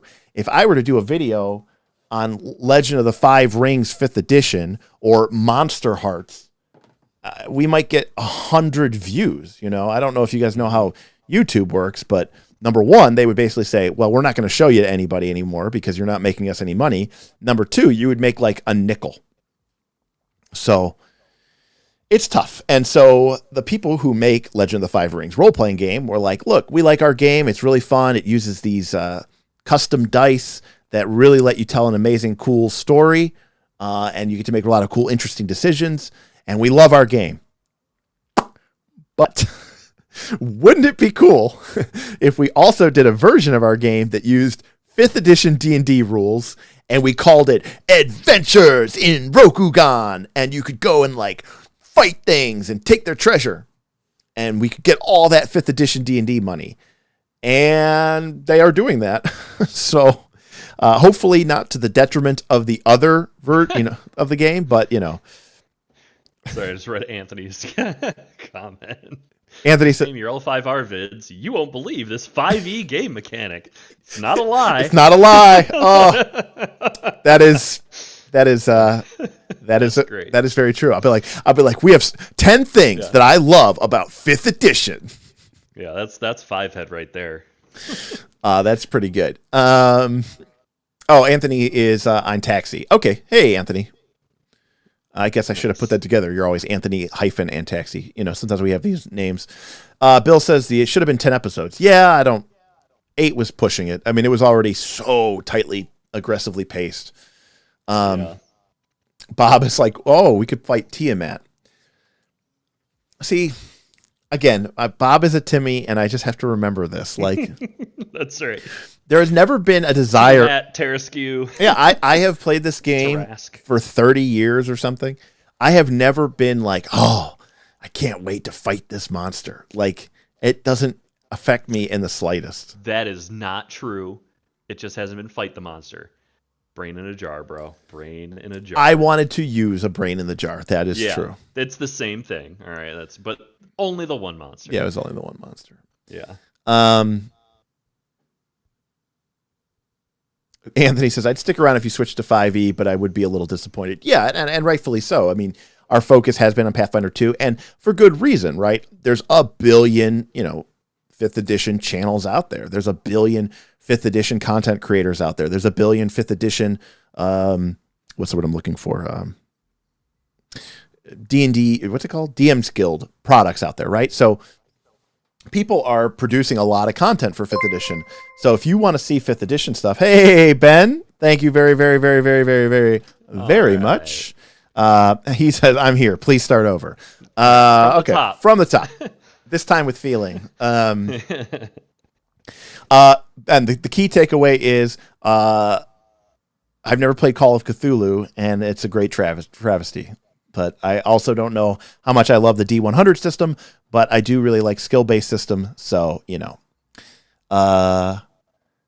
see what this is. But I do love the idea of using 5th edition and not lying by saying it's a 5th edition. But that's right. Yeah, it's fun. Is there anything from 5e you'd like 2e to take and vice versa? So you mean 5th edition Dungeons and Dragons to take over to 2nd edition Pathfinder? That's a good question. I mean, there are certain things in 5th edition that I think are amazing. I love the way that the bless spell works. Yes. I love that it's like here again. I like physical tokens, so like I love being able to say like, "Hey, I'm casting bless on you 3 people. Here is this." If I was a cleric, I would have my white sparkly bless dice. I would have like a set of 3 D4 that were white and sparkly. And when I cast bless on my party members, I would hand them this white sparkly die. And I would say that way, when you're rolling it, it's like, it's coming from me. And if you roll a 4 on that, it's because it's, from my bless. I want to see it. Advantage and disadvantage are great. Like, it's a simple, easy, intuitive to understand mechanic, and more importantly, it feels right in the hand. Like, a +2 bonus or a +3 bonus, mathematically, we get that. But being able to pick up 2 dice and roll them and then see that 5 on the D20 that you don't have to take because you get to take the 17 on the other D20 because you had advantage, like, it feels...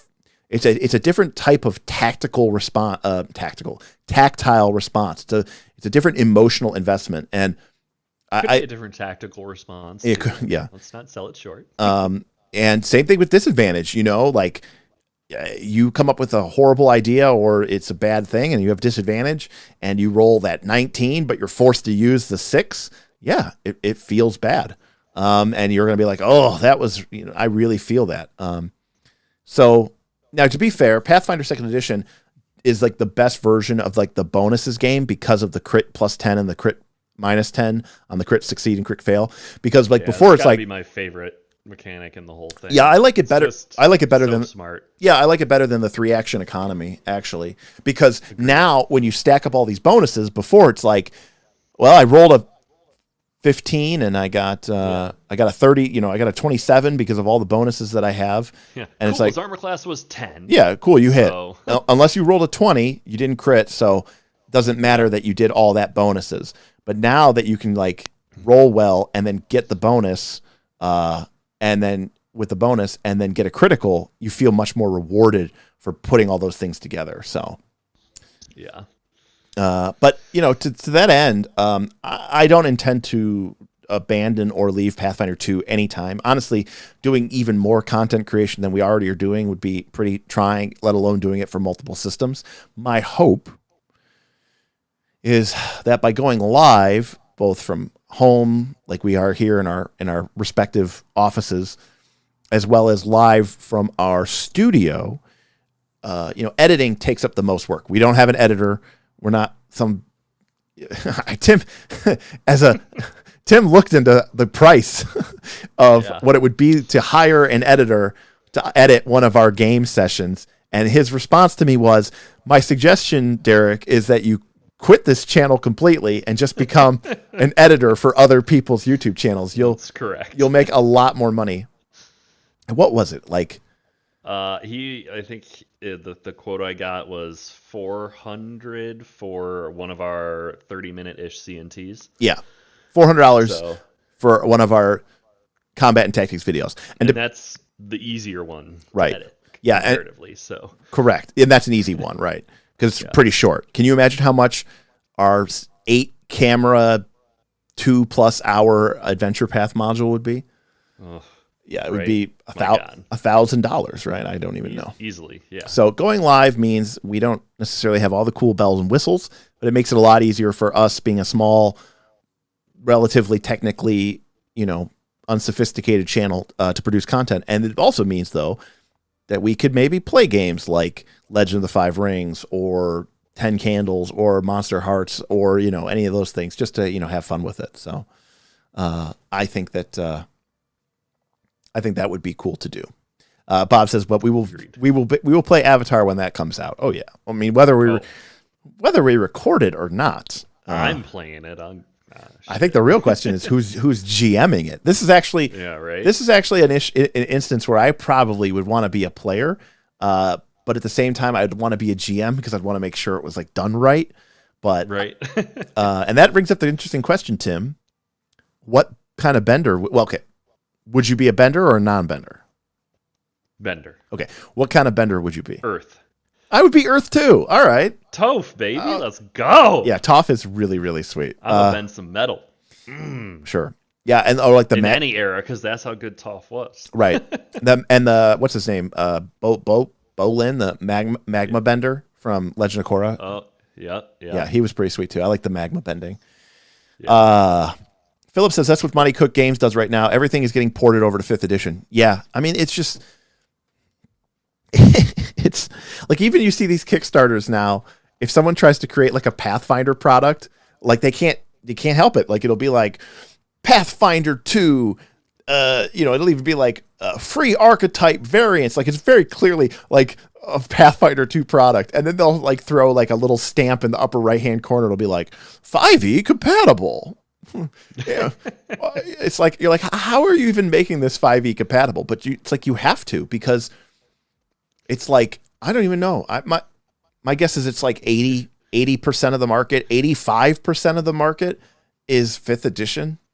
So like start publishing just individual house rules on the internet and get a tag 5e compatible. Yeah.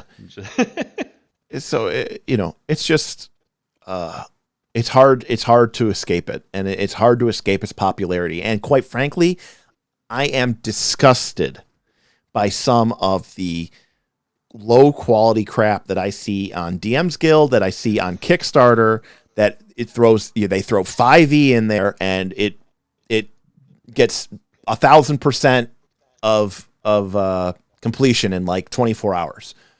Like, it just seems like if you just slap 5e on something, it's going to sell. And people figure that out, and they've just started creating just horrible crap. Mm-hmm. Question: what are the best online stores for third-party Pathfinder 2nd edition books? Well, there really aren't too many Pathfinder 2nd edition books because people aren't making them, right? So if you go to Drive Through RPG, that is where Pathfinder Infinite is located, and Pathfinder Infinite is sort of basically the only place right now where you can really get third-party content for Pathfinder 2nd edition, because nobody other than that, your only other option is Kickstarter, and that is a very, very small, and you're gonna have to wait a long time to get it. It's a very small percentage. So Self-Confessed Cynic says, when are you doing or top rules from other systems to use for your 5e Pathfinder 2nd edition video games? When? Episode 1, clocks. Yeah, clocks are like the best thing ever. If you've ever played Blades in the Dark, you'll know that it's a very simple concept to just divide challenges into clocks, which is basically just like a circle, and you quarter it, or you make it into like 6 pieces, or you make it into 8 pieces, and you fill it in as something comes true. The key takeaway for me with clocks isn't just how you use them, or how you actually fill them out. It's how you present them to the players, and you make sure that the players understand how their actions are driving these clocks, or how their lack of actions are driving these clocks. And I would love to talk about that. All right. Battle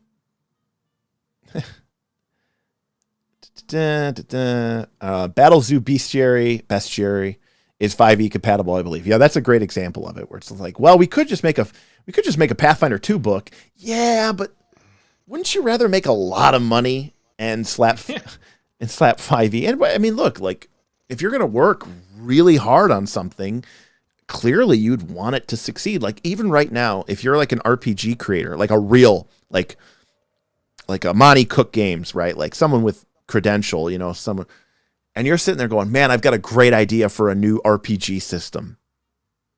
You have to just sit there and go, why am I even bothering with this? Why wouldn't I just create a 5th edition supplement that I could knock out in like a month and kickstart it and probably do 50K or 100K or something like that? Yeah. Who's remaking Kingmaker for 5e? Is it a collab between WotC and Paizo? I thought Kingmaker was being remade for 2nd edition. I didn't think it was being remade for 5th edition. So that is news to me. All right. I think we're finally caught up. Yeah, all right. Looks like it. Awesome. Well, here we are. How we doing? How's everybody doing? So, Tim, looks like Bob is being heckled. Of course. Ben. I'm sorry if I'm not. Good times. If sorry. you want more, join our Patreon. Yeah, I'm sorry. Yeah, we've stayed pretty good here at about 40 viewers, so I can't complain there. Yeah, that's nice. Good stuff. Unfortunately, this normally I would love to have. Hell, it's Friday. Normally we play RPGs on Friday nights, so it's kind of stinks that I heard 2nd edition, but not Kingmaker for 2nd edition. So yeah, it's one of those situations where I don't know what's doing. I know that a different group was doing it, and I know that they're even. Oh, Vin, you're about 2 hours too late on that one, buddy. Self-confessed, my levels are a tad low there. Oh yeah, yeah. We've tried boosting Din. I mean, again, we're using the non-pro version of Clean Feed, so we don't really technically have exact levels. So I'm trying to boost him as I can. So Damien says it's being remade for both. Yeah, and why not? Because nice. it's a Pathfinder 2E adventure path. I'm sorry, it's a Pathfinder 1 adventure path. They're going to remake it for Pathfinder 2nd edition, and it's going to sell, I don't know, 5,000, 10,000 copies, but they're going to remake it for 5th edition, and it's going to sell 50,000 copies. Yep. Bob, there is an old D&D basic box set called Council of Worms that you would absolutely love. It's Dragon Lover's Heaven. There you go. Derek's like, do I have that? I might.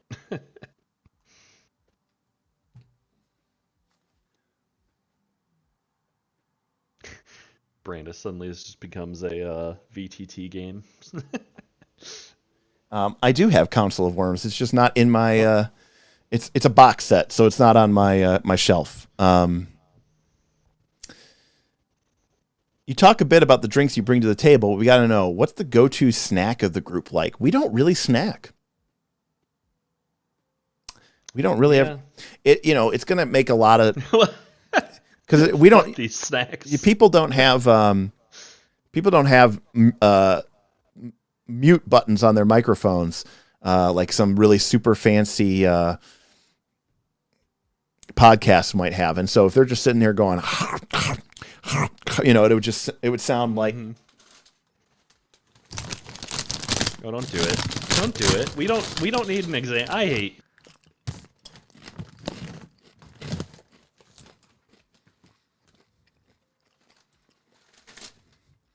All right. We do have some questions here. So, that being said, favorite snacks of the group. I do love Sour Patch Kids too. Sour Patch Kids are good. I have just cranked through like 2 bags of the Reason chocolates. Those are really good. Just snacking on them. We also, I think they're like the honey twist Fritos or whatever. Those things are really good. Yeah, for sure. What Tim is talking about, fuck these snacks, is yes. A player of ours had like the either the buffalo, I think they were like the buffalo or the honey mustard pretzel bits. Yeah, and yeah, oh, so good. When we were playing a D&D campaign, and they had just gotten a magical carpet, and we didn't know what the command word to activate the magic carpet was. And at the time, I was trying to diet, and the really, really good flavored pretzel bites were becoming a real problem for me. And at some point, I was just like, fuck these snacks. And that became the command word to activate the magic carpet for the rest of the campaign. It was great. All right. Take care, Vin. Yeah, Vin's in Australia, so it's like, I don't know, 8 a.m. there or something. Oh, I am anti-pineapple on pizza big time. Fruit does not belong on a pizza. I just don't give a shit. But I won't pick it off. I prefer it without. Yeah, I prefer it without too. Let's see. Do we have a question?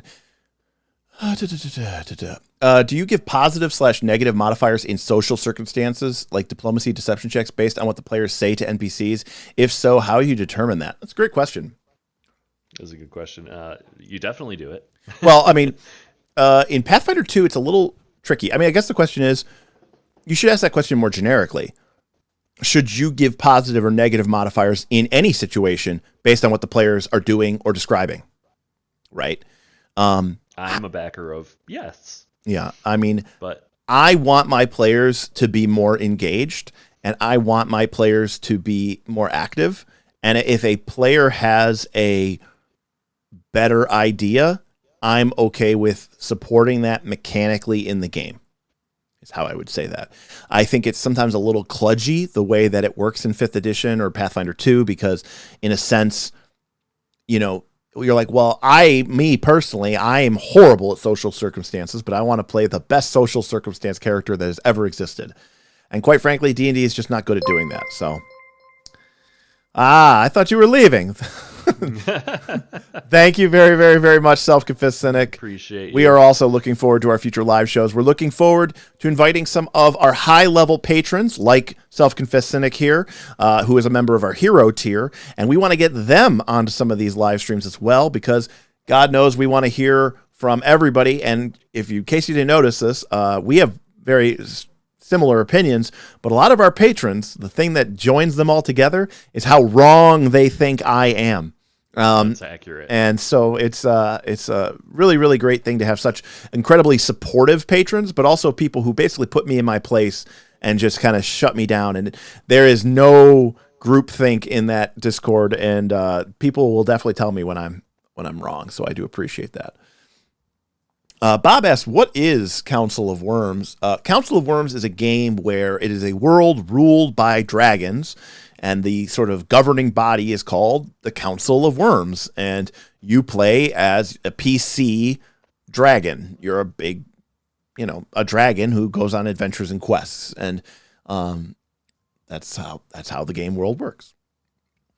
So yeah, I do like giving modifiers, but I like giving modifiers and thing. In fact, in 3rd edition, and I guess this is probably in Pathfinder 2, they used to have an easy system, which was, it's like, if you think something's a good idea for anything, give them a +2 bonus.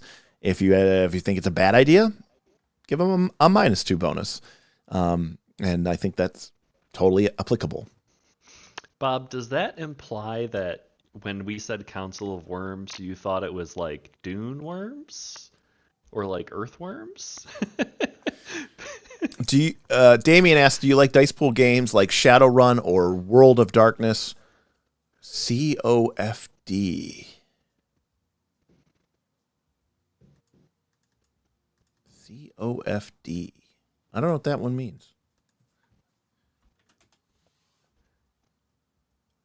I guess just Chronicles of Darkness. Okay, it's just the Chronicles of Darkness world.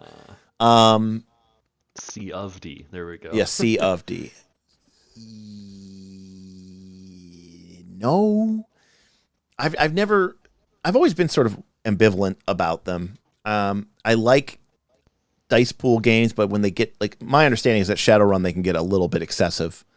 So I definitely do like dice pool games. Torchbearer is a dice pool game. Legend of the Five Rings is a dice pool game, but it's kept to a reasonable level.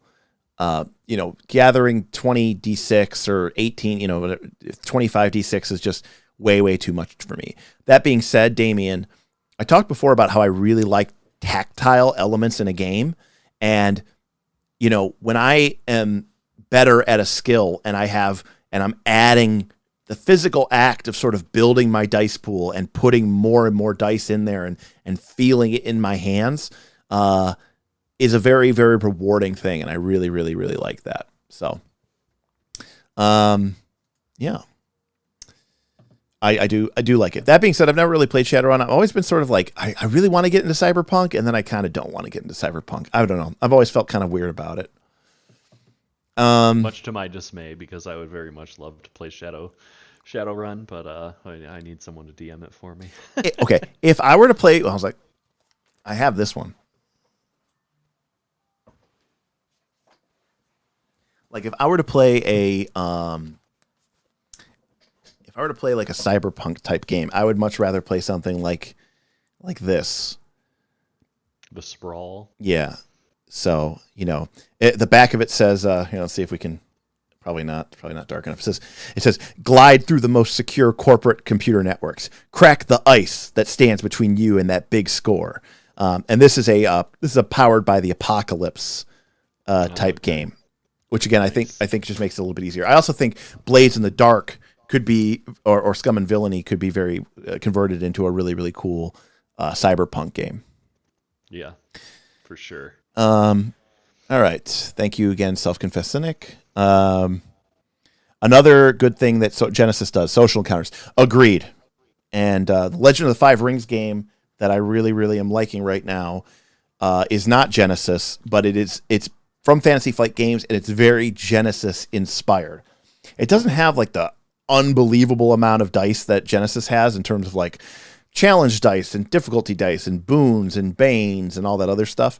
But it uses a similar system, and it's created some really fun social encounters. And I really like it. Question. So as a player, how would you handle being coerced or persuaded? Me personally, I would prefer that the GM roll a dice. Look, it's a role-playing game, right?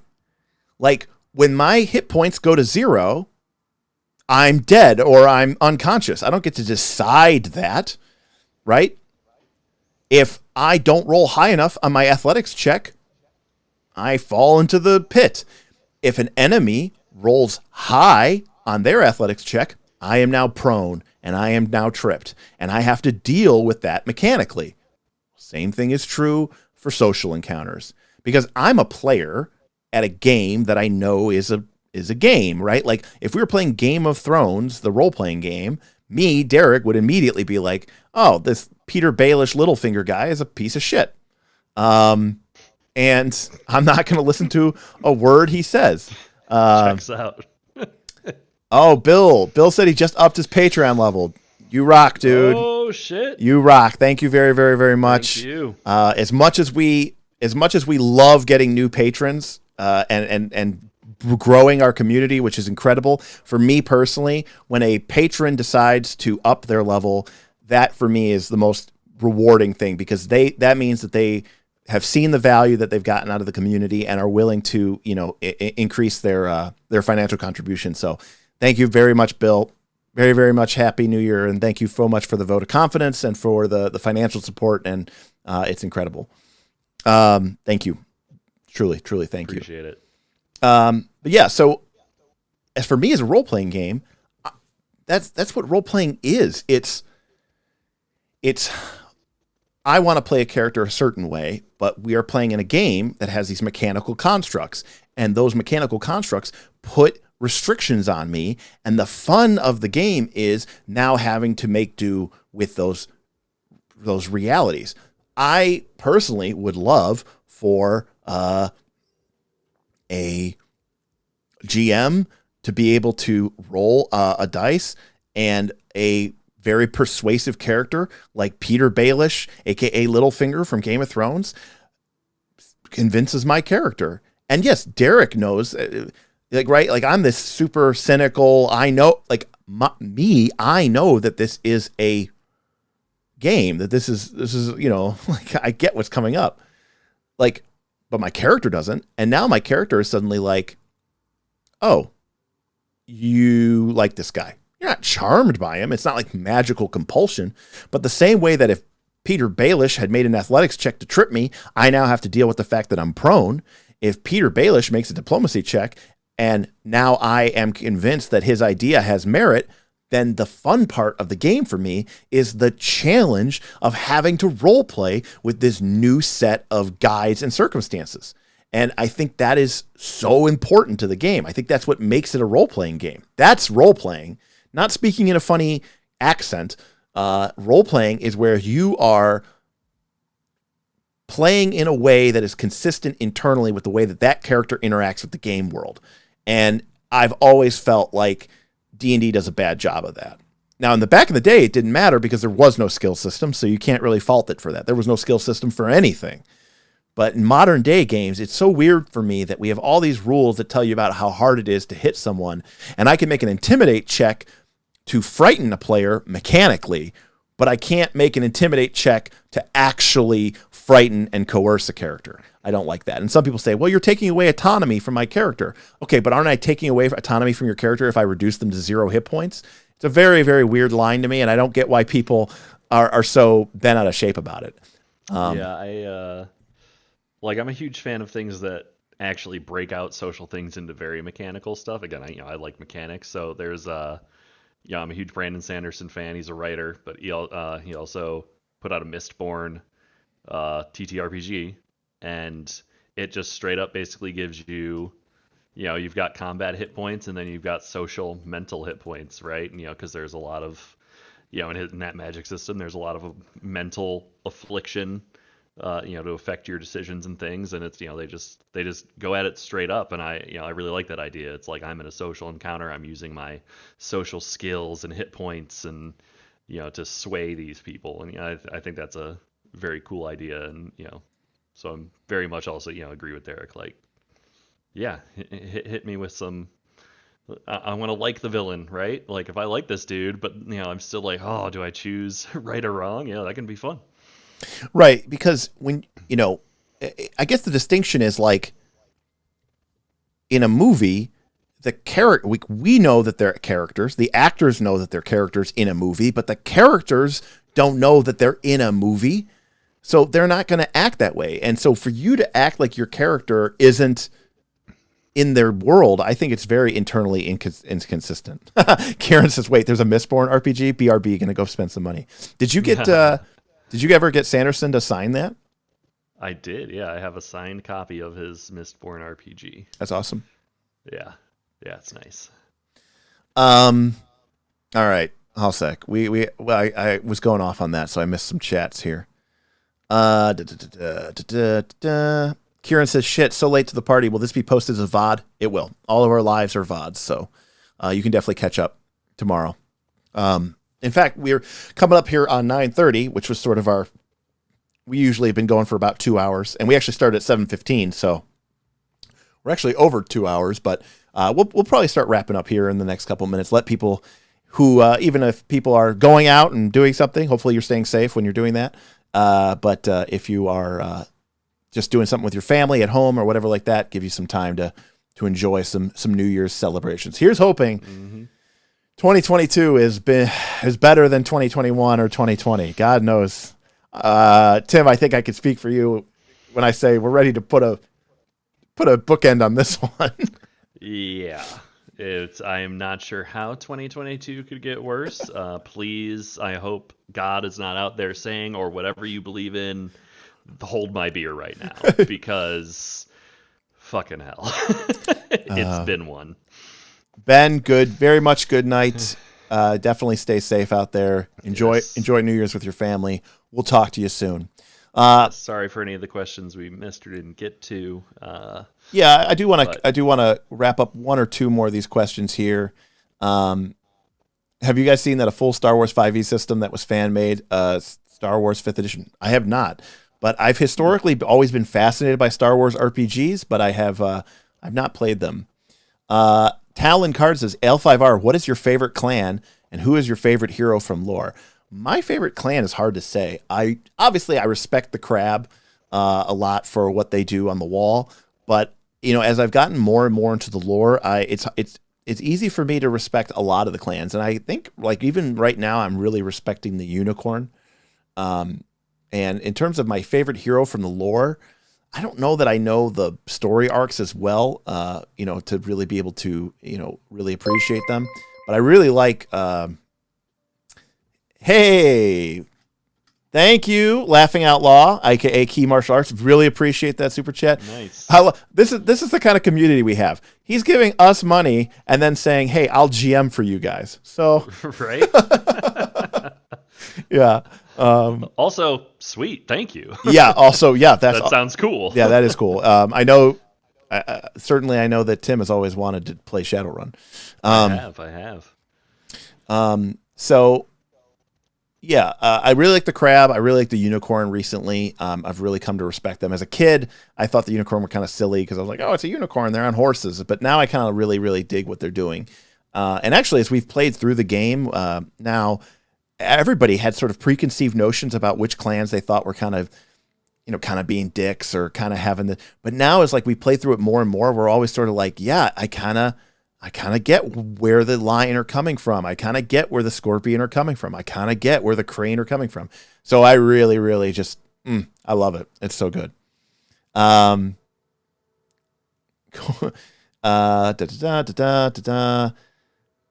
D Wesley says, not even the old WEG Star Wars. No, I never played the D6 Star Wars either. Saw it played around me all the time when I was going to conventions, but never played it. Bernardo Silva asking the really important question. maybe one of the last ones. How much crunch, second edition style or loose Fate style, would you make your own system? The way I would answer that is, I think the game should be crunchy where it needs to be crunchy, and it should be loose everywhere else. And the way I kind of imagine this is like, I'm okay with there being very defined game modes, and for the game to work differently in different elements of the game than it does everywhere. A one-size-fits-all universal mechanic is not necessarily something that I agree with, because I think what you're trying to do in, let's say, your typical combat is very different from what you're trying to do when you're exploring a dungeon or you're trying to solve a mystery or anything like that. And I don't think that trying to make game rules that can handle one versus a different one, it kind of creates situations where it's like jack of all trades, master of none, and it kind of, it kind of just doesn't end up working really well. I would like a combat system to be fairly crunchy and to be a little bit more rules heavy. Outside of that, I would love for the game to be very, very much for free flowing. The best game that I've seen that does this is 13th Age by Rob Schwalb and Jonathan Tweet, which was sort of like an in-between of 3rd edition and 4th edition D&D. I've played that several times, several campaigns of 13th Age. I should say I game mastered several 13th Age campaigns, and they had a really great balance of sort of the hard, crunchy powers and mechanics of sort of 4th edition D&D, but mixed with some of those indie game sensibilities. Another good one to look up was this really cool game that had a lot of promise. I really liked it. It's really, really homemade, but you can still find it, I think, on DriveThruRPG. It's called Strike, Strike! Strike RPG. And the guy, I think his family ended up having some health problems, and so he never actually created anything more for the system. But it was a really, really cool take on making a really crunchy mechanical system for certain elements of the game, and then making it pretty loosey-goosey for the rest. Damien says, my Unicorn Ronin idea. I love it. Yeah. No, after we talked about it a little bit more, I do think the idea of a unicorn going Ronin simply because they were from the Utaku family and didn't want to be just, a horse groomer for the rest of their lives is pretty good. Yeah, Desolate Gamer says, I agree. There's combat physics and then there's RP. They don't have to fit in the same box of rules. Yeah, I agree. Yeah, 100%. Awesome. Well, that's it, everybody. That's 2021. Night's the last call. We started right at the end of 2020, but, we were just a small little drop in a very, very, very large pond. Our YouTube channel picked up steam. We became monetized right at the end of July. Had our Patreon going. So we have been incredibly blessed, very blown away by the incredible support from everybody. It's a niche game and a niche community, but we're saying some stuff and we're doing some stuff that you guys have been digging, and we appreciate each and every single one of you.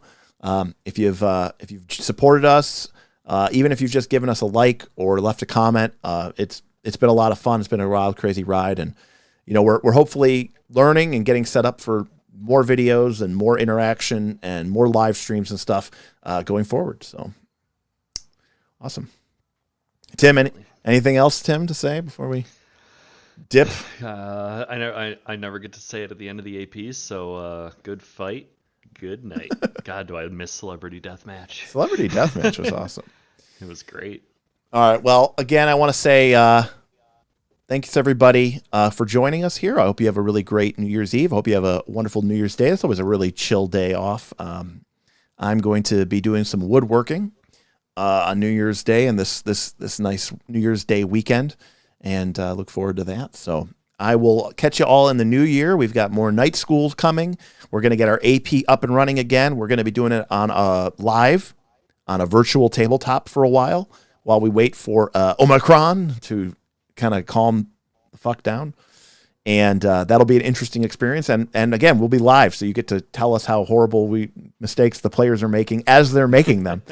That's right. So everybody have a great 2022. Stay safe out there, and we'll see you real soon on Night's the Last Call. Peace.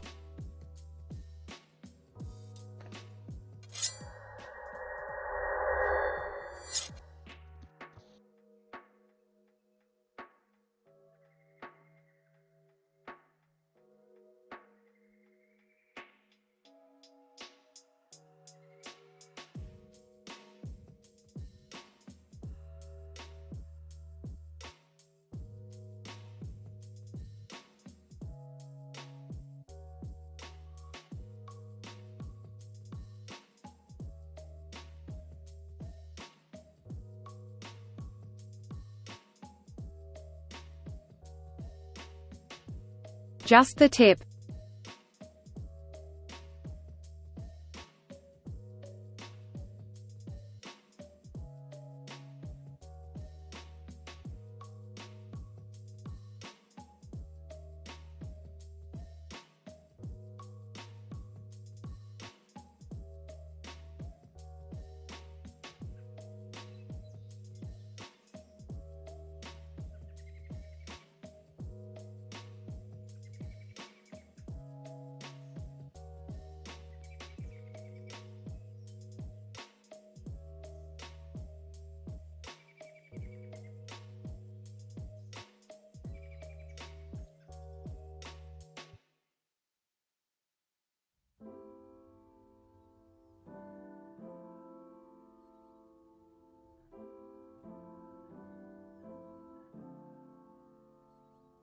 It's